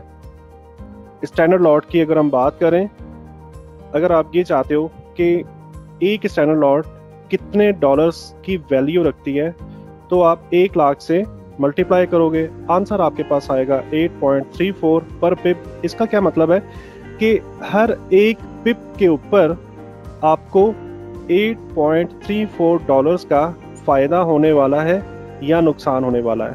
ठीक है, मार्केट आपके फेवर में मूव करती है तो आपको 8.34 डॉलर्स का फ़ायदा होगा हर एक पिप के हिसाब से। मिसाल के तौर पे 10 पिप अगर मार्केट मूव कर गई तो आपको 80.803 होगा ना ये, ठीक है, 803.4 डॉलर्स का फायदा हो जाएगा। ठीक है, यूएसडी सीएचएफ की बात करें तो सबसे पहले आप क्या करेंगे, इसका एक्सचेंज रेट नोट करेंगे और उसके बाद आपने डेसिमल पॉइंट नोट करने हैं। तो यूएसडी सीएचएफ के डेसिमल पॉइंट कितने हैं, 1 2 3 4। तो यूएसडी जीपीवाई को हमने कैसे लिखा था, 0.01 के हिसाब से, क्योंकि इसके डेसिमल पॉइंट 2 थे। अब हमारे पास डेसिमल पॉइंट 4 है तो हम इसको कुछ इस तरह से टाइप करेंगे, 0.0001। ठीक है, डिवाइडेड बाय एक्सचेंज रेट, जो भी उस वक्त, मतलब आपने यही फिगर टाइप नहीं करनी, उस वक्त जिस वक्त आप ये देख रहे हो तो उस वक्त का जो भी एक्सचेंज रेट है उसके साथ आपने इसको डिवाइड कर देना है और इनको मल्टीप्लाई कर देना है 1 लाख से 100,000 के साथ, तो आपको आंसर कुछ मिलेगा 6.87। इसका ये मतलब है कि अगर आप यूएसडी सीएचएफ के अंदर आप सेल की ट्रेड लगाओ एक स्टैंडर्ड लॉट के साथ तो आपको पर पिप 6.87 डॉलर्स का या तो फायदा होने वाला है या लॉस होने वाला है। अच्छा, इसके अलावा यहां पर आप ये देखो इन पेयर्स के अंदर क्या हो रहा था, यूएसडी जो था वो बेस करेंसी था। ठीक है, जिन करेंसीज के अंदर यूएसडी बेस करेंसी नहीं होती उनमें क्या होता है, जिन पेयर्स के अंदर यूएसडी टर्म करेंसी होती है उसके लिए भी आप एक्सचेंज रेट तलाश करोगे।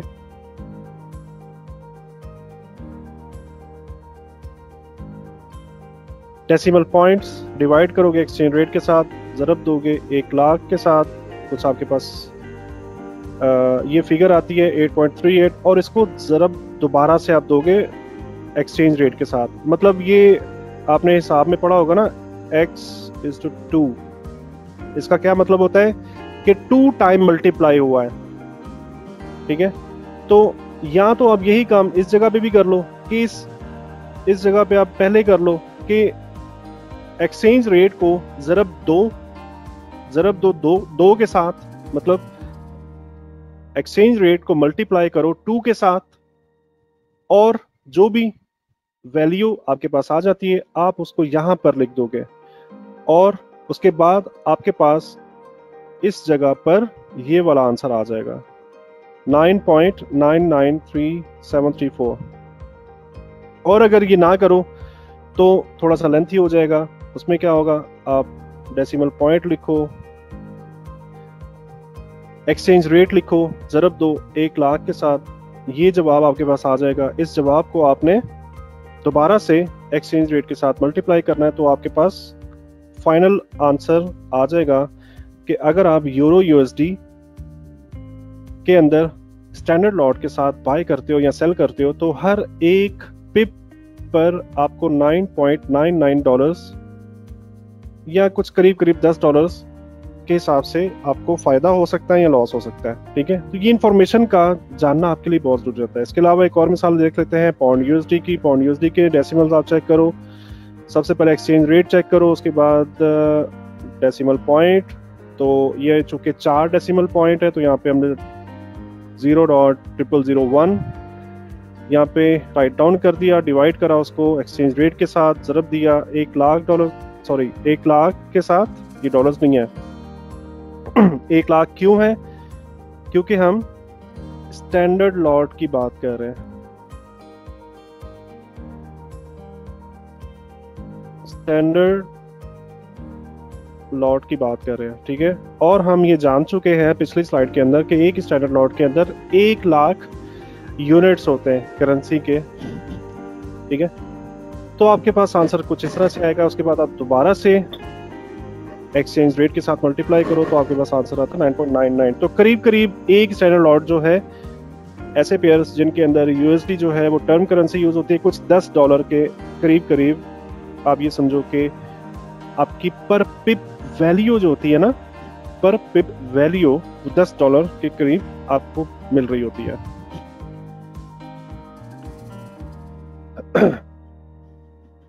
अच्छा जी, बात कर लेते हैं जी स्प्रेड की। स्प्रेड क्या होता है? स्प्रेड नॉर्मली अगर एक लाइन में आपको समझाऊं तो स्प्रेड डिफरेंस होता है बिड और आस्क का। ये होती है आस्क लाइन, ये होती है बिड लाइन। इन दोनों के दरमियान का जो फासला होता है ना, ये वाला फासला, इसे स्प्रेड कहा जाता है। ठीक है, ये स्प्रेड एक्चुअली होता क्या है और ये क्यों हमसे चार्ज हो रहा होता है? जब भी आप फॉरेक्स मार्केट में ट्रेड करने के लिए आते हो तो आपको एक ब्रोकर की जरूरत पड़ती है। मतलब ब्रोकर की जरूरत हमें क्यों पड़ रही है? क्योंकि हम बहुत छोटे वॉल्यूम के साथ या बहुत छोटी इन्वेस्टमेंट के साथ हम ट्रेड करना चाहते हैं। इस वजह से हमें ब्रोकर की जरूरत पड़ती है। ब्रोकर हमें लेवरेज दे रहा होता है। ठीक है, लेवरेज क्या होती है वो एक नया कॉन्सेप्ट स्टार्ट हो जाएगा और बहुत लंबी बात हो जाती है। मैं एक लाइन में अगर आपको ये समझाऊं कि लेवरेज क्या होती है, तो आप कोई भी काम कर रहे हो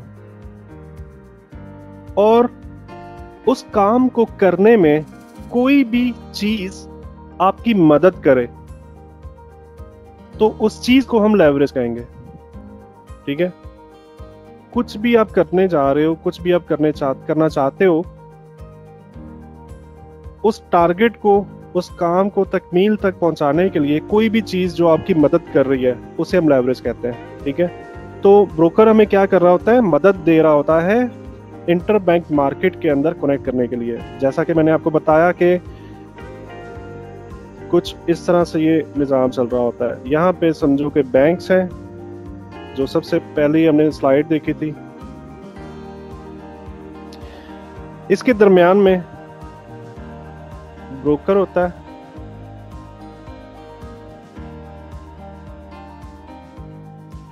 और यहां पर हम होते हैं।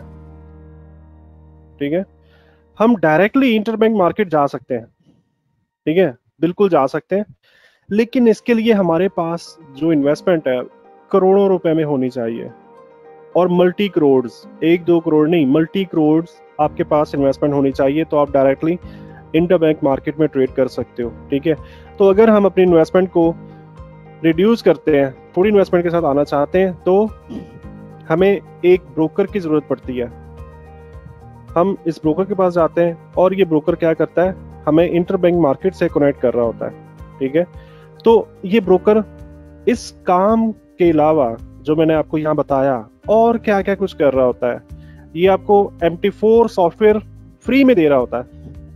MT4 सॉफ्टवेयर फ्री में प्रोवाइड कर रहा होता है। MT4 सॉफ्टवेयर क्या होता है? MT4 सॉफ्टवेयर ऐसा सॉफ्टवेयर होता है जिसकी मदद से हम इंटरबैंक मार्केट्स के अंदर सेल कर सकते हैं या परचेज कर सकते हैं। सेल बाय व्हाटएवर, तमाम अपनी ट्रेड हैंडलिंग कर सकते हैं। तमाम किस्म के फॉरेक्स ट्रेडिंग के जो ऑपरेशंस हैं, तमाम जो है वो MT4 सॉफ्टवेयर के अंदर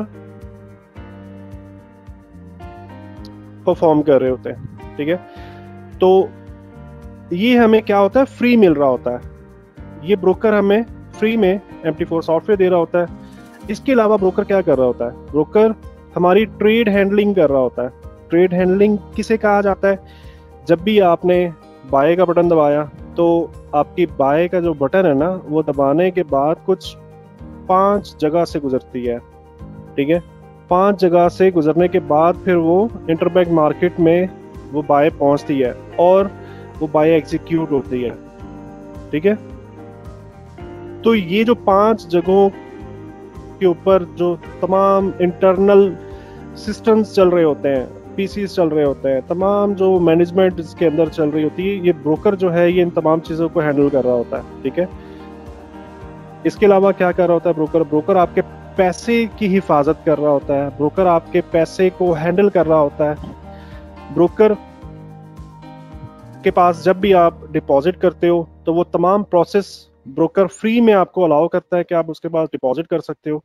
इसके अलावा ब्रोकर आपको विड्रॉल्स दे रहा होता है फ्री के अंदर, कोई भी टैक्सेस, कोई भी हिडन चार्जेस चार्ज नहीं कर रहा होता। तो ये तमाम सर्विसेज, मतलब ये वो सर्विसेज हैं जो मेन है, सीधा सी जिसे कह सकते हैं, नॉमिनल सी ये सर्विसेज हैं जिनका मैंने जिक्र किया है। डिटेल के अंदर जाएंगे तो फिर इटसेल्फ वो भी एक कंप्लीट लेक्चर बन जाएगा। तो इन तमाम सर्विसेज के बदले में ब्रोकर आपसे क्या करता है, आपसे स्प्रेड चार्ज करता है। ठीक है, जाहिर है बेशक ब्रोकर भी पैसा बनाने के लिए मार्केट में मौजूद है।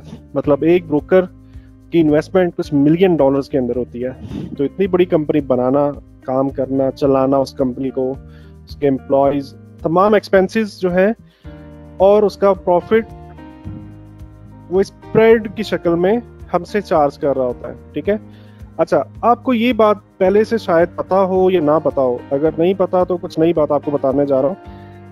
बहुत सारे लोग ये समझते हैं कि ये जो स्प्रेड होता है ना, ये सिर्फ और सिर्फ ब्रोकर का कमीशन होता है या ब्रोकर का प्रॉफिट होता है। ऐसा नहीं है, ऐसा बिल्कुल भी नहीं है। जो मैंने अभी बहुत सारी सर्विसेज का मैंने जिक्र नहीं किया जो एक ब्रोकर आपके लिए परफॉर्म कर रहा होता है, लेकिन वो हमारी आंखों के सामने नहीं है, इस वजह से हमें पता नहीं होता कि ऐसा भी कुछ हो रहा है। ठीक है, उन तमाम सर्विसेज के ईयरली चार्जेस होते हैं। ठीक है, इसके अलावा इंटरबैंक मार्केट के अंदर जब भी आप ट्रेड करते हो तो उसकी भी इटसेल्फ एक फीस है। आपको वो फीस पे करके अपनी ट्रेडिंग एग्जीक्यूशन करना होती है। तो इस स्प्रेड के अंदर वो तमाम हिडन चार्जेस भी शामिल होते हैं जो जिनका हमें पता ही नहीं है। ठीक है, तो ये एक बहुत गलत कॉन्सेप्ट है जो लोग ये समझते हैं कि ये स्प्रेड जो है ये सिर्फ और सिर्फ ब्रोकर का प्रॉफिट होता है। ठीक है, अच्छा कुछ ब्रोकर क्या करते हैं, कुछ ब्रोकर स्प्रेड बहुत कम रखते हैं इस तरह से। मतलब ये ज्यादा और कमी से क्या मतलब है, अगर आप इसको कैलकुलेट करो तो मिसाल के तौर पे ये कुछ 5 पिप भी हो सकता है।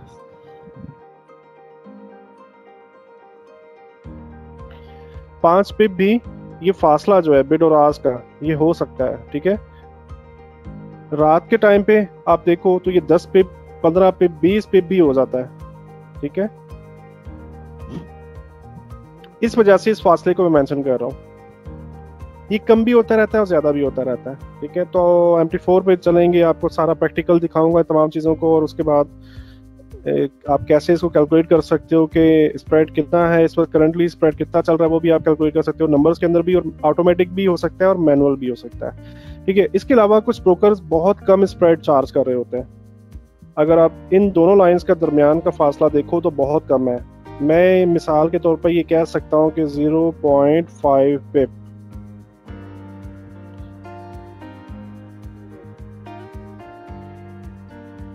अगर मैं इस स्प्रेड को इस स्प्रेड के साथ कंपेयर करूं तो मैं कुछ अंदाजा कर सकता हूं कि ये 0.5 पिप है या 5 पॉइंट्स है।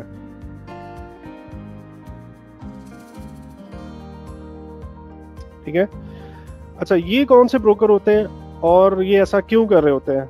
ये इस वजह से ऐसा कर रहे होते हैं कि ये स्प्रेड बहुत ही नॉमिनल सा, मतलब ये जो 5 पॉइंट है ना, ये आपको किसी वक्त 1 पॉइंट मिल जाएगा और किसी वक्त 0 पॉइंट होगा। ये बिल्कुल फ्लैट होंगी लाइनें एक दूसरे के साथ, ये बिल्कुल मर्ज होंगी एक दूसरे पे। इसका क्या मतलब है कि 0 पॉइंट या 0 पिप स्प्रेड। ठीक है, या आप ये कह लो कि नो स्प्रेड ब्रोकर्स हैं, 0 स्प्रेड ब्रोकर आप कह सकते हो।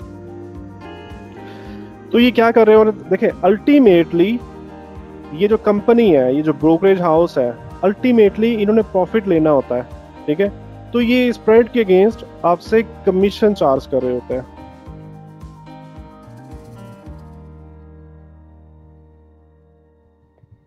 फिक्स कमीशन होता है। फिक्स कमीशन कितना हो सकता है? कुछ नॉर्मली जो चलता है वो $7 पर स्टैंडर्ड लॉट ये कमीशन चल रहा होता है। अच्छा, इसके अंदर आपको क्या फायदे हैं, कमीशन देने के फायदे क्या हैं? आपको स्प्रेड देना चाहिए, नहीं देना चाहिए, क्यों देना चाहिए? स्प्रेड अगर ज्यादा होता है ना तो आपकी ट्रेड हैंडलिंग के अंदर आपको कुछ परेशानी का सामना करना पड़ सकता है। ठीक है, जैसा कि जब भी आप सेल की ट्रेड लगाते हो तो वो सेल की ट्रेड बिड लाइन से ओपन हो रही होती है, और जब तक आपका जो टीपी है, टीपी किसे कहते हैं, टेक प्रॉफिट को कहते हैं। टेक प्रॉफिट क्या होता है कि आप ये चाहते हो कि जी मेरी ट्रेड जो है वो $10 मैक्सिमम प्रॉफिट में जब भी आए तो बंद हो जाए, तो आप वहाँ पे टीपी सेट कर देते हो, और जब भी वो $10 प्रॉफिट में आपकी ट्रेड आती है तो ऑटोमेटिकली क्लोज हो जाती है। तो वो जो टीपी है ना, वो आपका हिट कैसे होगा, जब आस्क लाइन उस टीपी को टकराएगी। यहाँ पे आपका टीपी था और यहाँ पे आप ये स्प्रेड चल रहा है, तो जब तक आस्क लाइन जो होगी ना इस टीपी को टकराएगी नहीं, आपका टीपी हिट नहीं होगा। ठीक है, इस वजह से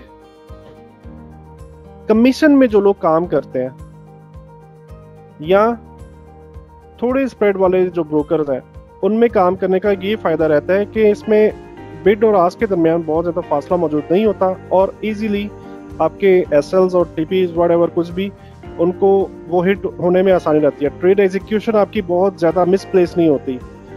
ठीक है, अगर आप यहाँ से आप सेल करना चाहते हो, मतलब कुछ ऐसे प्राइस चल रही थी और बिड और आस्क यहाँ पे चल रही है, तो यहाँ से आप सेल का बटन दबाते हो तो ट्रेड आपकी कुछ इस जगह पे ओपन होगी, इस जगह पे बिड, ये बिड है ना, ठीक है, बिड नीचे होती है, आस्क ऊपर होती है। तो इस बिड से ये ट्रेड आपकी एग्जीक्यूट होगी। और अब इसके अंदर ये देखो कि जब तक ये आस्क, इतनी बड़ी ये आस्क है, ये जब तक नीचे नहीं आएगी उस वक्त तक आपके ट्रेड प्रॉफिट में नहीं आती। तो इस वजह से भी बहुत सारा एक बहुत बड़ा तबका है जो कमीशंस के अंदर ट्रेड करना पसंद करता है। खैर ये आप एक्सपीरियंस के साथ जब जैसे जैसे आप काम करोगे मार्केट में, चीज़ों को आप एक्सपेरिमेंट करते जाओगे तो ये तमाम चीज़ें आप खुद से भी देख सकते हो कि आपके लिए क्या बेहतर है। इसके अलावा आप क्या कर सकते हो, आप अपने सीनियर्स के साथ मशवरा कर सकते हो कि आपको किस काम के लिए जाना चाहिए।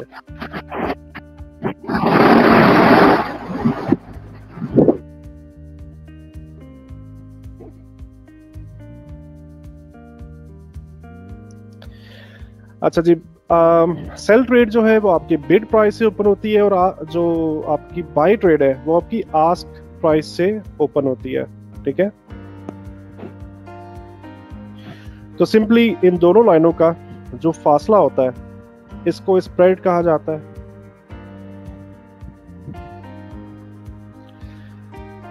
अच्छा जी, बात करते हैं market participants. Forex trading market जो है, फॉरेक्स मार्केट जो है, इसके अंदर कौन कौन से पार्टिसिपेंट्स मौजूद होते हैं। तो जैसा कि हमने डिटेल्स के साथ तो इन तमाम चीज़ों को बड़े अच्छे से एक्सप्लेन कर दिया मैंने पहली वेरी फर्स्ट स्लाइड के अंदर। वो जो तमाम शार्प माइंडेड थे ना, वो तमाम जो फास्टेस्ट लोग थे, अनएथिकल माइंड जो थे, वो ये लोग हैं सारे के सारे यहाँ तक। ठीक है, सबसे पहले इन्वेस्टमेंट बैंक्स, या आप इनको क्या कह सकते हो, सेंट्रल बैंक कह सकते हो।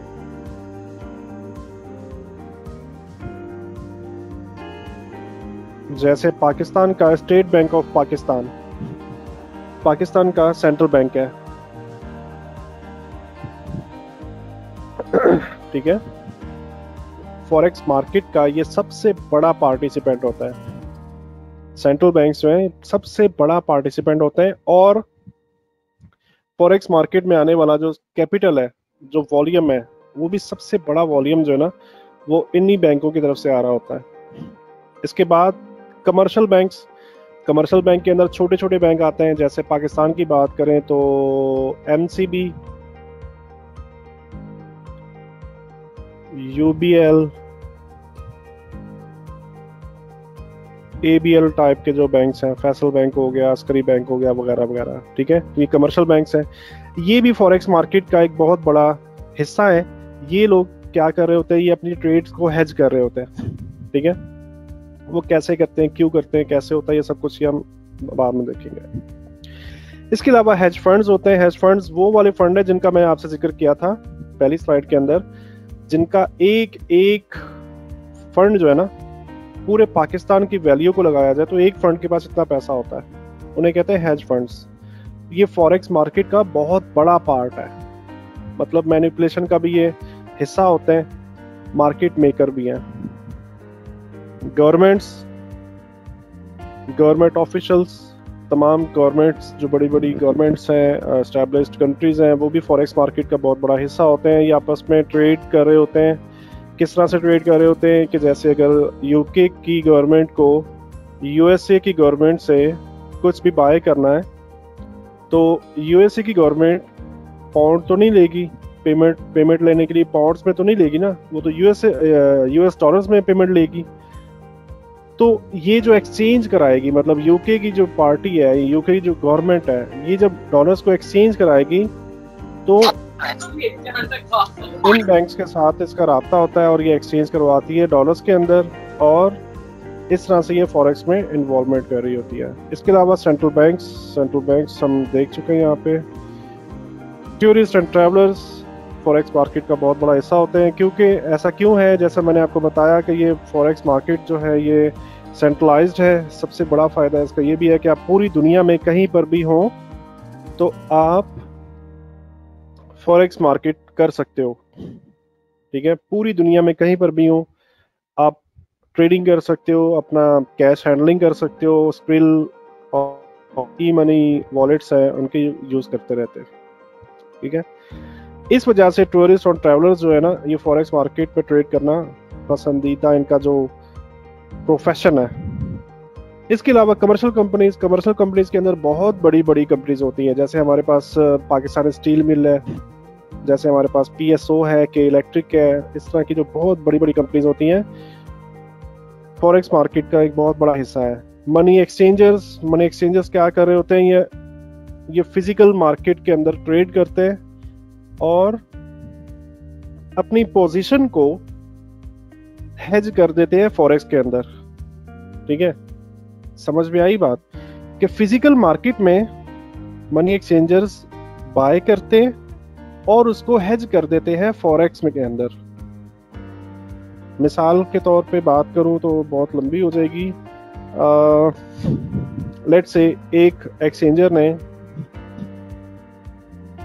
100 यूरो बाय कर लिए हैं, मतलब आप बाहर से आए थे, आपके पास यूरो थे, आपको पीकेआर करेंसी चाहिए पाकिस्तान में खर्चा करने के लिए, तो आप क्या करोगे, मनी एक्सचेंजर के पास जाओगे। मनी एक्सचेंजर से आप पीकेआर लेना चाहते हो तो आप टू वे काम कर रहे हो, एक्सचेंज कर रहे हो। आप पीकेआर बाय कर रहे हो और पॉन्ड्स को सेल कर रहे हो या यूरो को आप सेल कर रहे हो, ठीक है। तो एक्सचेंजर क्या कर रहा है इस सूरत में यूरो को या पाउंड को बाय कर रहा है, ठीक है। तो मिसाल के तौर पे एक्सचेंजर ने 100 यूरो बाय कर लिया, ठीक है। अगर तो ये 100 यूरो की प्राइस नीचे चली गई, अगर इस तरह से गिर गई, तो इसको तो लॉस हो गया, एक्सचेंजर को तो लॉस हो गया, ठीक है। लेकिन एक्सचेंजर्स तो अपना लॉस कभी भी नहीं करना चाहते। वो क्या करते हैं, उसी वक्त जिस वक्त ये आपसे बाय करेंगे ना, फॉरेक्स मार्केट में आएंगे और 100 यूरो सेल कर देंगे यहाँ पे, ठीक है। तो इससे क्या होगा, फिजिकल में बाय किया था, फॉरेक्स में सेल कर दिया, इससे क्या होगा, इनकी ट्रेड जो है ना वो हेज हो जाएगी, ठीक है। अब इससे क्या होगा, इसकी यूरो की प्राइस चाहे ऊपर जाए या चाहे नीचे जाए, इनको इससे कोई गर्ज नहीं है। जब भी इन्होंने ये वाले जो 100 यूरोज बाय किए थे, इनको सेल करना होगा, फिजिकल मार्केट में इनको सेल कर देंगे और फॉरेक्स में से अपनी ट्रेड काट देंगे, ठीक है। इस तरह से इनको कभी भी नुकसान नहीं होता। और यही काम जो है ना इन्वेस्टमेंट बैंक्स भी ज़्यादातर कर रहे होते हैं। कमर्शियल बैंक जो मैंने बताया ना हैचिंग कर रहे होते हैं, वो इस तरीके से कर रहे होते हैं, ठीक है। और फिर ये सवाल पैदा होता है कि फिर ये पैसा कमाएंगे कहाँ से, मनी एक्सचेंजर या ये कमर्शियल बैंक्स पैसा कहाँ से कमाते हैं। तो जैसा आपको पता है कि हर एक चीज़ का खरीदने का रेट अलग होता है और बेचने का रेट अलग होता है, ठीक है। तो वो जो रेट का डिफरेंस है वो क्या होता है, बिड और आस्क होती है, और इसके दरम्यान में क्या होता है, स्प्रेड होता है। तो ये स्प्रेड चार्ज कर रहे होते हैं, ठीक है, और वही इनका प्रॉफिट होता है। अच्छा, इसके बाद नंबर 9 पे हमारे पास मौजूद है रिटेल ट्रेडर्स। रिटेल ट्रेडर्स हम जैसे लोग हैं जो छोटे इन्वेस्टमेंट के साथ मार्केट में आते हैं, और ये पूरी दुनिया में बहुत बड़ी तादाद के अंदर रिटेल ट्रेडर्स की मौजूद है जो फॉरेक्स मार्केट को ट्रेड कर रही होती है। इसके अलावा रिटेल ब्रोकर्स जो हमारी ट्रेड को फैसिलिटेट कर रहे होते हैं, हमें सर्विसेज प्रोवाइड कर रहे होते हैं। लेकिन इसके साथ साथ रिटेल ब्रोकर्स क्या कर रहे होते हैं, डायरेक्टली ट्रेड भी कर रहे होते हैं फॉरेक्स मार्केट के अंदर, डायरेक्टली ट्रेड भी कर रहे होते हैं। ठीक है, इसके अलावा इंस्टीट्यूशनल ब्रोकर्स, ये बहुत छोटे लेवल के ब्रोकर्स होते हैं जिन्हें हम मार्केट मेकर का नाम देते हैं। मार्केट मेकर्स, मार्केट मेकर क्या होता है ये आप बाद में सीखोगे। थोड़ी सी टाइम के अंदर आपको डिफाइन कर देता हूँ कि मार्केट मेकर वो ब्रोकर होता है जो आपकी ट्रेड को central bank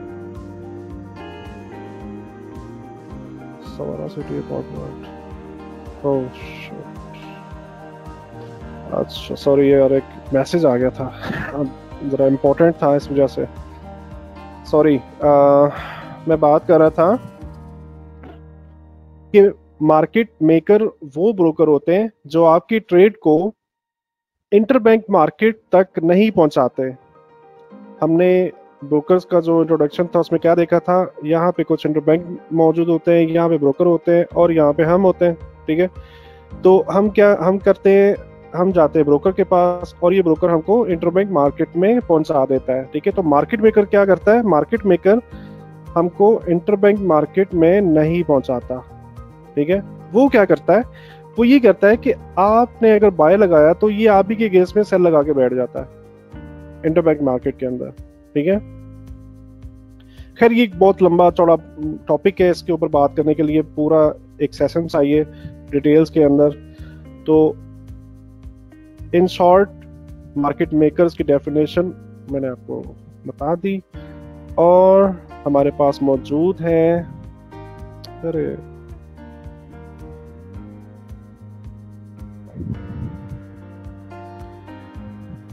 which currency pairs to trade, हम कौन सी कितनी करेंसीज पेयर्स हमारे पास अवेलेबल होते हैं, कितने पेयर्स को हमें ट्रेड करना चाहिए। तो सबसे पहले मैं आपको ये रिकमेंड करूंगा कि आपको मेजर पेयर्स के लिए जाना चाहिए। कुछ 7 किस्म के मेजर पेयर्स होते हैं, उसके बाद कुछ पेयर्स आपके पास, ये बहुत बड़ी लिस्ट है, ये क्रॉसेस जिनको क्रॉसेस कहा जाता है, ये बहुत बड़ी लिस्ट है। लेकिन इन क्रॉसेस के अंदर जो मेन पेयर्स हैं यहाँ पे मैंने वो शामिल किए हैं। उसके बाद माइनर पेयर्स हैं, माइनर पेयर्स की भी एक बहुत बड़ी लिस्ट है, और इनमें जो खास पेयर है यहाँ पे मैंने वो शामिल किए हैं। तो आपको अगर आप बिगिनर लेवल पर हैं तो आपको सबसे पहले मेजर लेवल्स पर जाना चाहिए, या आपको मेजर पेयर्स के अंदर ट्रेड करना चाहिए। क्या वजह है इसकी?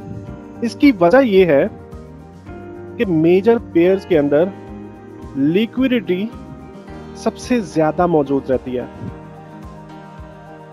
What is liquidity? लिक्विडिटी एक लाइन में बताऊं तो समझ लो कि ट्रेडिंग का वॉल्यूम।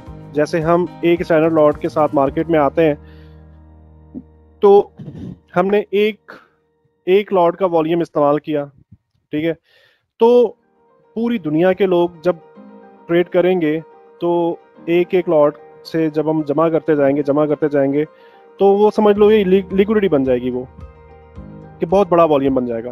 ठीक है, तो euro USD is the highest pair, इसके अंदर दुनिया की सबसे ज्यादा जो लिक्विडिटी रहती है ना वो यूरो यूएसडी के अंदर रहती है। लिक्विडिटी अगेन एक्सप्लेन कर देता हूँ, आप समझ लो कि ट्रेडिंग वॉल्यूम, या ये समझ लो कि लोगों की तादाद, मतलब इससे ज्यादा आसान मैं नहीं कर सकता, मैं क्या कोई भी नहीं इंशाल्लाह करेगा।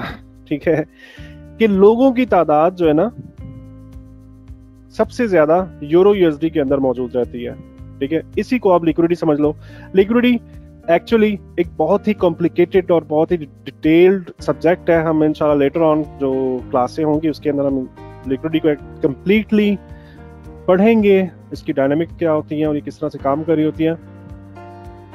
तो यूरो यूएसडी को नंबर 1 की हैसियत हासिल है, जिसकी वजह है कि यूरो यूएसडी में सबसे ज्यादा लिक्विडिटी मौजूद रहती है, यानी कि नंबर ऑफ पीपल पूरी दुनिया के यूरो यूएसडी में ट्रेड कर रहे होते हैं। नंबर 2 पे हमारे पास मौजूद है पाउंड यूएसडी, GBP USD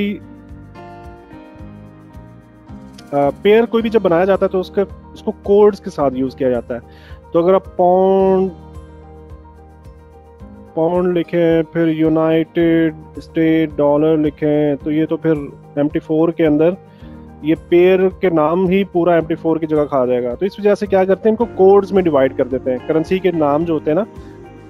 तो यूरो कोड है यूरो का, ठीक है। GBP कोड है पाउंड का, JPY कोड है जापानीज येन का, NZD कोड है न्यूजीलैंड डॉलर का, ऑस्ट्रेलियन डॉलर, कैनेडियन डॉलर और स्विस फ्रैंक, ठीक है। ये इनके कोड्स हैं। और USD इन तमाम में कॉमन है। USD सबको पता है कि डॉलर को कहा जाता है। नंबर 2 पे हमारे पास मौजूद है पाउंड USD, जिसका अगर आप और भी शॉर्ट करो तो GU भी इसे बोला जाता है, GU। इस तरह से आप कहीं भी लिखा हुआ देखो ना, या UJ, इस तरह से आप लिखा हुआ देखो या पढ़ने को मिले, तो इसका मतलब है कि USD JPY की बात हो रही है। अगर UJ लिखा हुआ है तो USD JPY की बात हो रही है, अगर GU लिखा हुआ है तो GBP USD की बात हो रही है। नंबर 3 पे हमारे पास USD JPY, NZD USD, Australian dollar USD Canadian dollar, USD Swiss franc, ये आखिर पे आता है। और मेजर करेंसीज में ट्रेड करने का एक फायदा मैंने आपको ये बताया कि इनमें सबसे ज्यादा लिक्विडिटी मौजूद रहती है, या आप ये समझ लो कि नंबर ऑफ पीपल, पूरी दुनिया के जो लोग हैं वो ज्यादातर इन्हीं पेयर्स में ट्रेड कर रहे होते हैं। इसके अलावा एक और फायदा होता है। वो फायदा क्या होता है? वो फायदा ये होता है कि आप जरा गौर से देखो तो किसी भी पेयर के अंदर 2 करेंसीज इन्वॉल्व है। 2 करेंसीज इन्वॉल्व होने का क्या मतलब है कि 2 मुल्क इन्वॉल्व है, ठीक है। 2 मुल्क इन्वॉल्व होने का मतलब क्या है कि उस मुल्क के जो हालात हैं वो भी इस पेयर में इन्वॉल्व है। जो भी हालात है, NZD है तो न्यूजीलैंड के अंदर अगर तो हालात बहुत अच्छे हैं, अमनो अमान की सूरत हाल बहुत अच्छी है, क्राइम रेट बहुत कम है, और इस तरह के जो चोरी चकारी हो गई और इस तरह के जो मामलात होते हैं जो एक मुल्क में जो हो रहे होते हैं, अगर ये बहुत कम है, इसका क्या मतलब है कि NZD की इकोनॉमिकल सूरत हाल बहुत अच्छी है, ठीक है। इस स्टडी को हम क्या कहते हैं? फंडामेंटल।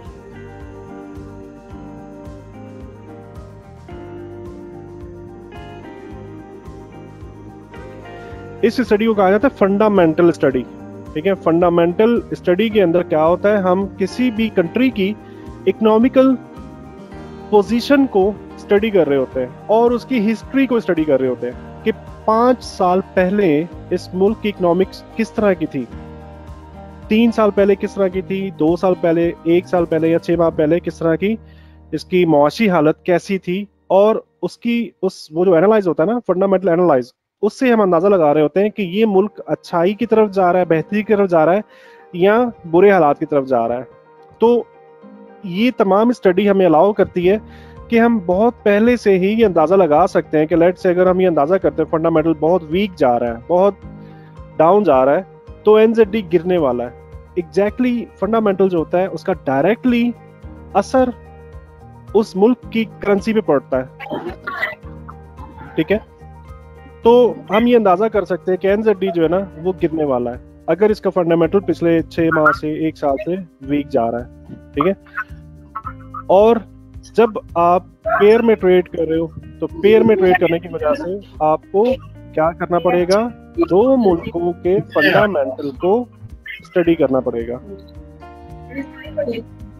ठीक है। 2 मुख्तलिफ मुल्कों के फंडामेंटल को स्टडी करते हो,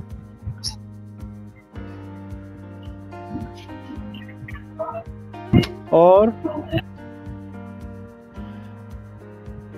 मेजर पेयर्स में ट्रेडिंग करने का सबसे बड़ा ये फायदा होता है कि आपको सिर्फ एक ही कंट्री का फंडामेंटल स्टडी करना पड़ता है। USD जो है ना सब में कॉमन है, ये देखो USD और USD, इन सब साथ के साथ पेयर्स में USD जो है वो कॉमन है। तो आपने एक मरतबा यूएसडी का फंडामेंटल स्टडी कर लिया, तो आप इन सातों पेयर्स में आप उसको इम्पोज कर सकते हो, अप्लाई कर सकते हो। एक ये भी बहुत बड़ा फायदा है जिसकी वजह से लोग मेजर पेयर्स में ट्रेड करना ज्यादा पसंद करते हैं। उसके बाद आते हैं क्रॉसेस, कुछ इनको एग्जॉटिक्स भी कहते हैं, कुछ ये ब्रोकर टू ब्रोकर ये अल्फाज जो ना वेरी कर रहे होते हैं। अगर मैं यहाँ पे क्रॉसेस लिखा हुआ है तो हर ब्रोकर में क्रॉसेस नहीं होगा, कुछ में कुछ वर्ड होगा, कुछ में कुछ वर्ड होगा। तो इसमें क्या है, यूरो जीबीपी मेन पेयर है जो सबसे ज्यादा ट्रेड हो रहा होता है, यूरो जेपीवाई नंबर 2 पे सबसे ज्यादा ट्रेड हो रहा होता है, euro CHF, pound Swiss franc, pound CHF, pound JPY. Minor pairs होते हैं, माइनर पेयर के अंदर आपके पास मौजूद हैं euro Australian dollar, euro NZD dollar, euro Canadian dollar, pound Australian dollar, pound NZD, pound CAD, pound JPY and AUD JPY. ये तमाम जो इनका ताल्लुक है माइनर पेयर के साथ है, और इन पेयर्स को बिल्कुल आप ट्रेड कर सकते हो, लेकिन मैं आपको ये रिकमेंड करूंगा कुछ एक्सपीरियंस हासिल करने के बाद। अच्छा जी, हमारे पास आखिरी स्लाइड मौजूद है जिसके अंदर हम टाइम फ्रेम्स का जिक्र करते हैं।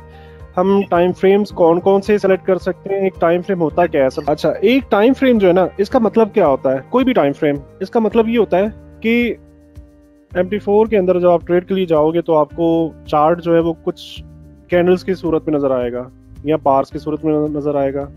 एक बार जो है वो इस तरह की होती है, एक कैंडल ये टेढ़ी हो गई ये कैंडल, सो फॉरगेट दैट। एक कैंडल इस तरह की नजर आएगी, और इसके अलावा तीसरा चार्ट टाइप हमारे पास मौजूद है, बार चार्ट उसे कहा जाता है। बार चार्ट कुछ इस तरह से नजर आ रहा होता है, एक ग्राफिकल शेप होती है उसकी, ठीक है। सॉरी, लाइन चार्ट, मैं गलत कह गया, इसे कहते हैं लाइन चार्ट।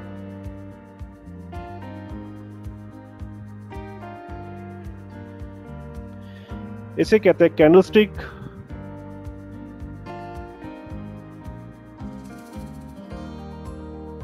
इसे कहते हैं बार चार्ट।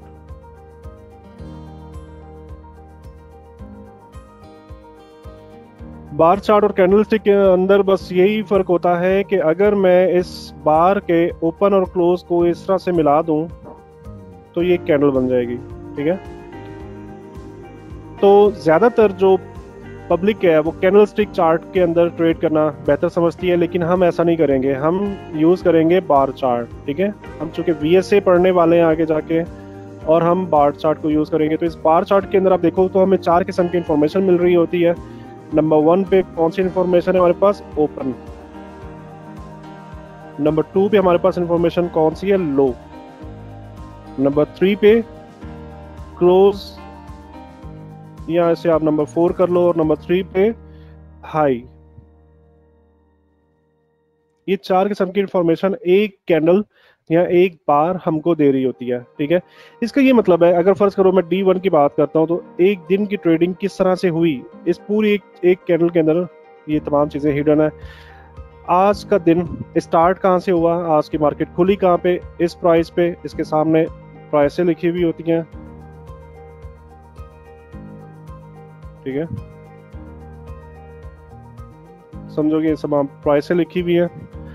तो इसको जब ऐसे मिलाओगे ना, तो इस प्राइस के साथ आप इसको मिला के देख सकते हो कि किस प्राइस पे आज का दिन खुला, ठीक है।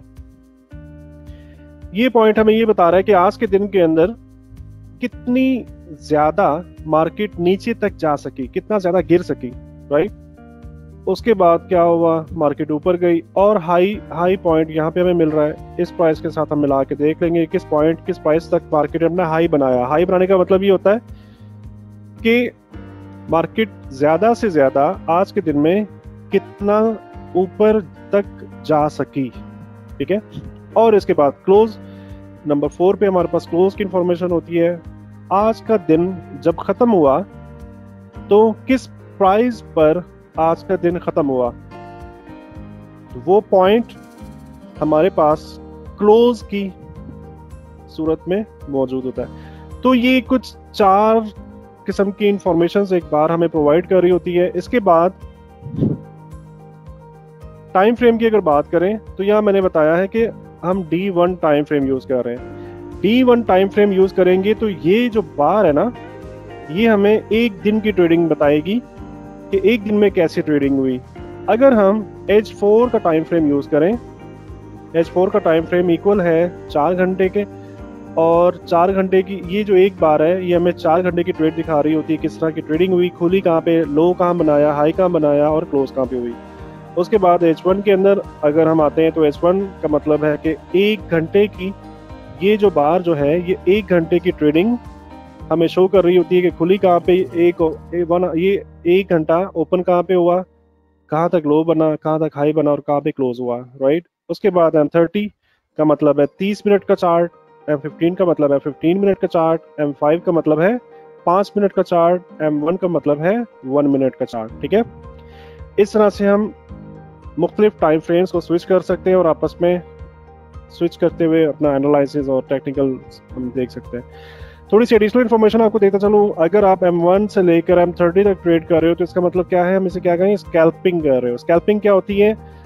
स्कैल्पिंग ये होती है कि बहुत थोड़े से टाइम के लिए आप मार्केट में आते हो, प्रॉफिट उठाते हो और मार्केट से निकल जाते हो, ठीक है।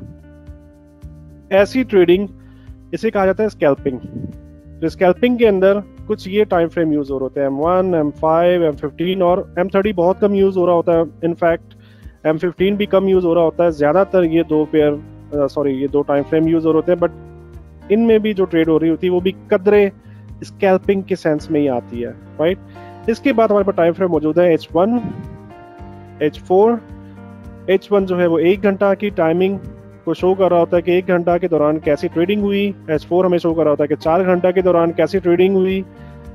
ये दोनों टाइम फ्रेम उस वक्त यूज करते हैं जब आप अपनी ट्रेड को लॉन्ग टर्म के लिए होल्ड करते हो। मतलब आज आप मार्केट में आए और आपने पहले से ये सोच के रखा हुआ है कि मैं अपनी ट्रेड को 3 दिन, 4 दिन, 5 दिन या 6 दिन होल्ड करूंगा, तो आप इन टाइम फ्रेम के अंदर अपनी ट्रेड एग्जीक्यूट कर रहे होते हो। इसके अलावा डेली टाइम फ्रेम आता है। डेली टाइम फ्रेम का क्या मतलब है कि आज के पूरे दिन के अंदर किस तरह की ट्रेडिंग हुई, ठीक है।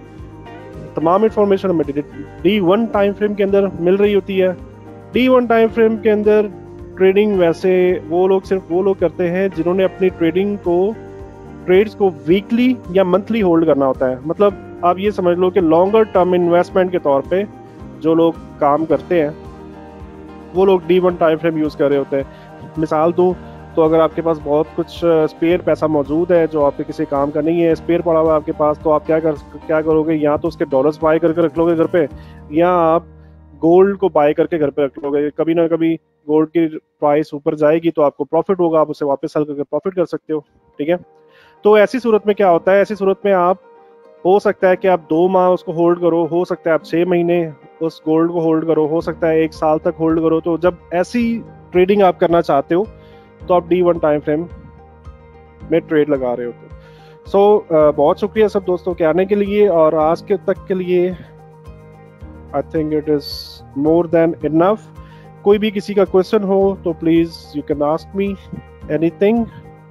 सल्लू सलमान कह रहे हैं थैंक यू सो मच जी, बहुत शुक्रिया सलमान। शोएब गेंदा प्लीज वेबिनार की वीडियो प्रेजेंटेशन प्लीज। ओके ठीक है, मिल जाएगी। मोहम्मद दिलशाद कह रहे हैं सर कमाल का वेबिनार था, बहुत शुक्रिया। मोहम्मद नोमान आप, अरे मैसेज भी इतने तेजी से आ रहे हैं कि पढ़े नहीं जा रहे।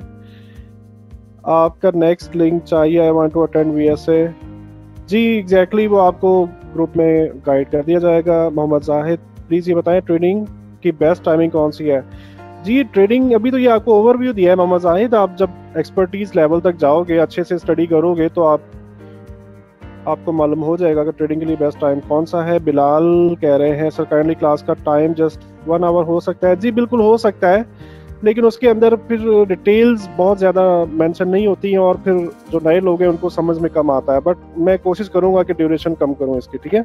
सल्लू सलमान कह रहे हैं मैं Allah bless you with success and help, बहुत शुक्रिया। अल्लाह आपको भी ब्लेस करें और हेल्प के साथ। अच्छा जी, फरियाल मुमताज़ कह रहे हैं सर जी हमें गोल्ड में 1 पिप के हिसाब से ज़्यादा प्रॉफिट लॉस क्यों होता है दूसरे डॉलर के मुकाबले? वो पिप के ऊपर जो हम इन्वेस्टमेंट कर रहे होते हैं ना वो ज़्यादा है। उसके अंदर जो फार्मूला मैंने आपको बताया ना कि आपने पर पिप कैसे कैलकुलेट कर सकते हो, उस फार्मूला के साथ आप गोल्ड को कैलकुलेट करोगे तो आपको इसका पता चल जाएगा फरियाल मुमताज़, ठीक है, कि इस पे ज़्यादा प्रॉफिट लॉस क्यों होता है। उसकी जो पिप की वैल्यू है वो ज़्यादा है, इस वजह से प्रॉफिट लॉस भी ज़्यादा होता है। मोहम्मद दिलशाद कह रहे हैं आप एग्जाम्पल बहुत ही कमाल के देते हैं, लव यू इट मोहम्मद इरशाद, बहुत शुक्रिया, थैंक यू। मुनीब कह रहे हैं बहुत मज़ा आया sir, thank you Muneeb, thank you. Malik Shahryar माशाल्लाह बहुत अच्छा वेबिनार था, Malik Shahryar thank you. Anees Rehman thanks. Muneeb Sagar माशाल्लाह nice. Hammad Zaidi thank you so much, it was a great webinar, thank you very much Mohammad Zaidi, Hammad Zaidi. Mohammad Ramzan कह रहे हैं thank you, love you sir, thank you very much. Abdul Rashid कह रहे हैं nice sir, thank you thank you thank you thank you thank you to all. Waheed Ali next link exactly आपको weekly हम एक session करेंगे वीकली, और नेक्स्ट क्लास का link आपको ग्रुप में दे दिया जाएगा। थैंक यू सो मच जी, आज की वेबिनार बहुत अच्छा था, बहुत कुछ सीखने को मिला है। मलिक जहांगीर कह रहे हैं बहुत शुक्रिया मलिक जहांगीर। हसनैन शुएब कह रहे हैं अब्दुल्ला सब समझ में, अल्हम्दुलिल्लाह सब समझ अस आ गया कुछ ऐसा, बहुत शुक्रिया, amazing sir, great session. Mohsin Iqbal कह रहे हैं बहुत शुक्रिया। वहीद अली कह रहे हैं सर आज फर्स्ट डे था, कुछ दिन गुजर गए हैं। जी आज फर्स्ट डे था, ये पहला लेक्चर था हमारा, ठीक है। Waheed Ali. Usama Zulfiqar sir ji buy and sell order लगता है तो प्राइस क्यों मूव करती है? प्राइस एग्रेशन की वजह से मूव कर रही होती है। वो जो गैप बनता है ना सप्लाई, वो जो बैलेंस स्टेट के अंदर जो इम्बैलेंस क्रिएट हो रहा होता है, ये बात तो अभी सिर्फ आपको ओवरव्यू बताइए ना, इसके ऊपर पूरा हमारा लेक्चर है लिक्विडिटी का, उसके अंदर आपको डिटेल के अंदर इसका आंसर मिलेगा कि प्राइस क्यों मूव करती है, ठीक है। तो अभी आप ये समझ लो कि प्राइस अग्रेशन की वजह से मूव कर रही होती है। जितना अग्रेसिव बायर होगा उतनी ज़्यादा प्राइस ऊपर जाएगी, जितना अग्रेसिव सेलर होगा प्राइस उतनी नीचे आएगी। मोहम्मद नवाज कह रहे हैं thank you sir, thank you Mohammad Nawaz. Mohammad Shoaib, Hasnain Shoaib बहुत कमाल था, थैंक यू हसनैन शोएब। तैयब रहमान करें बहुत शुक्रिया सर, ग्रेट सेशन था, thank you Tayyab Rahman. Ali Liaquat thank you sir, thank you Ali Liaquat. Rao Nabeel thanks. Habibullah sir please slide number 7 again open करके स्क्रीन शॉट लेना है, अभी ओपन नहीं हो सकती है। उसामा जुल्फ़िकार कह रहे हैं ये बता दें, क्या बता दें उसामा जुल्फ़िकार, क्या बता दें? जाहिद कह रहे हैं भाईजान क्लासेस को थोड़ा फास्ट चलाया करें काइंडली। फास्ट देखिए होता ये है कि अगर मैं बहुत तेज़ी से बात करूँगा ना, बहुत तेज़ी से बात करूँगा तो बहुत सारे लोगों के ऊपर से गुजर जाएगा, ठीक है। तो इसलिए बेहतर ये होता है कि आहिस्ता आहिस्ता और ठहर ठहर कर बात की जाए, क्योंकि ये तमाम बातें जो है ना, ये बातें होती हैं समझने वाली। ये कोई कहानी नहीं है कि बस फास्ट फॉरवर्ड करके आप सुनते जा रहे हो, या कोई मूवी नहीं है जिससे आप गाने काट काट के आप देखते जा रहे हो, ठीक है। ये तमाम की तमाम मतलब एक एक जो जुमला होता है वो समझने के काबिल होता है। इस वजह से कोशिश ये की जाती है कि आहिस्ता आहिस्ता स्लोली बात की जाए, ताकि सब लोग जो है ना इक्वली समझ सकें इन चीज़ों को। वकास अहमद कह रहे हैं आउटस्टैंडिंग टीचिंग मेथोडोलॉजी सर, जज़ाकल्लाह आपने अपना कीमती वक्त दिया, शुक्रिया जी वकास, बहुत शुक्रिया, थैंक्स सर, बहुत मज़ा आया। विश आपसे BSc सीखें जी। जायद ज़रूर। फैज़ान हैकिनेसी के बारे में बताएं जी। बिल्कुल हम हैकिनेसी के बारे में वेबिनार कर लेंगे, एक डिटेल टॉपिक है ये, बहुत थोड़े टाइम के अंदर इस पर बात नहीं हो सकती, रिकॉर्डिंग अभी डिसाइड करेंगे। अली अहमद नवाज कह रहे हैं रिकॉर्डिंग होगी, मैं अभी डिसाइड करेंगे हम क्या कर रहे हैं इसका। अली हसन सर आपका वेबिनार बहुत अच्छा रहा माशाल्लाह, बहुत शुक्रिया अली हसन। मोहम्मद नवाज नेक्स्ट क्लास कब होगी? नेक्स्ट थर्सडे या सैटरडे होगी, नेक्स्ट थर्सडे या सैटरडे, राइट। बिलाल कह रहे हैं thank you sir, thank you Bilal, बहुत आला सर। उसामा कह रहे हैं बहुत शुक्रिया। जैनुल आब्दीन कह रहे हैं माशाल्लाह बहुत ही मालूमाती क्लास थी, जज़ाकल्लाह खैर, बहुत शुक्रिया जैनुल आब्दीन। हाफिज अली जीशान टाइमिंग 11 से 12 फिक्स कर दें, ठीक है। वो तमाम लोग आपस में डिसाइड कर लें, जो भी टाइमिंग बेहतर लगे वो मुझे बता दें, कोई इशू नहीं है, ठीक है। हाफिज अली जीशान। वहीद अली कह रहे हैं सर क्लास ड्यूरेशन कम नहीं होगी, कम कर देंगे, ठीक है। उसके अंदर फिर ये होगा कि कोई अगर चीज़ों को ना समझ पाया तो फिर उसके लिए एक्सप्लेन करने के लिए टाइम ज़्यादा चाहिए होता है। इरफान अहमद कह रहे हैं सर इस सारे लेक्चर की वीडियो रिकॉर्डिंग मिल सकती है जी, डिसाइड करेंगे कि इस रिकॉर्डिंग अवेलेबल होगी या नहीं। जाहिद कह रहे हैं सर जी BSc कब स्टार्ट होगा? एग्जैक्टली हम नेक्स्ट वीक से BSc स्टार्ट करेंगे, ये इंट्रोडक्शन क्लास ये BSc का ही पार्ट है, ठीक है। मोहम्मद जुल्फ़िकार कह रहे हैं ये भी बता दें, ये भी क्या बता दें? सुनो, ठीक है जी। सब दोस्तों के थैंक्स के मैसेजेस आ रहे हैं।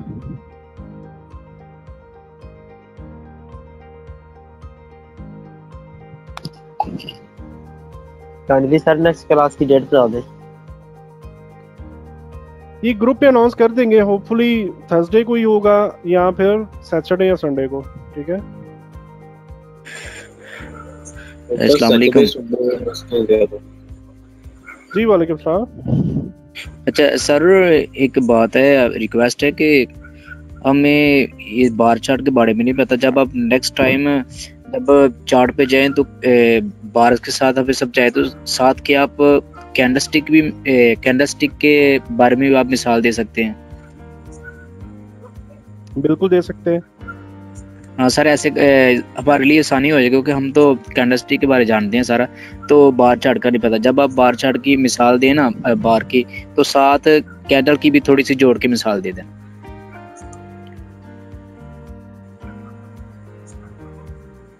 देखिए होता ये है कि जब वीएसए की बात करते हैं ना तो हमें ओपन प्राइस की जरूरत नहीं होती, ठीक है जी। एक कैंडल स्टिक कितनी टाइप की इंफॉर्मेशन देती है आप मुझे बताओ जी? एक कैंडल स्टिक में कितनी इंफॉर्मेशन होती है, कितने टाइप की इंफॉर्मेशन होती है आप बताओ मुझे। आप जानते हो कैंडल स्टिक कितने टाइम की एक कैंडलस्टिक चार किस्म की इंफॉर्मेशन हमारा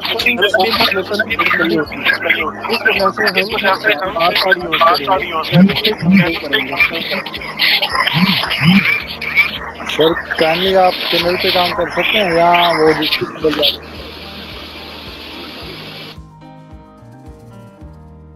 ये सब अब आपसे रिक्वेस्ट है कि एक लेसन से पहले चालू हो जाए। मेरा ख्याल है कि हम बाकी बातें फिर फर्दर सेशन के लिए रखें और हमें क्लोज कर देना चाहिए। सर हम कैंडल पे काम कर सकते हैं कि नहीं? कैंडल पे काम कर सकते हैं, ठीक है जी कर सकते हैं, लेकिन बार्स पे हम काम करेंगे, ठीक है। तो ठीक है जी, बहुत शुक्रिया सबके आने के लिए और मिलते हैं इंशाल्लाह नेक्स्ट सेशन के अंदर। बाकी कोई भी क्वेश्चन हो तो आप ग्रुप में आप पूछ सकते हो। थैंक यू वेरी मच, अल्लाह हाफिज़। सर ग्रुप भी भेज दें।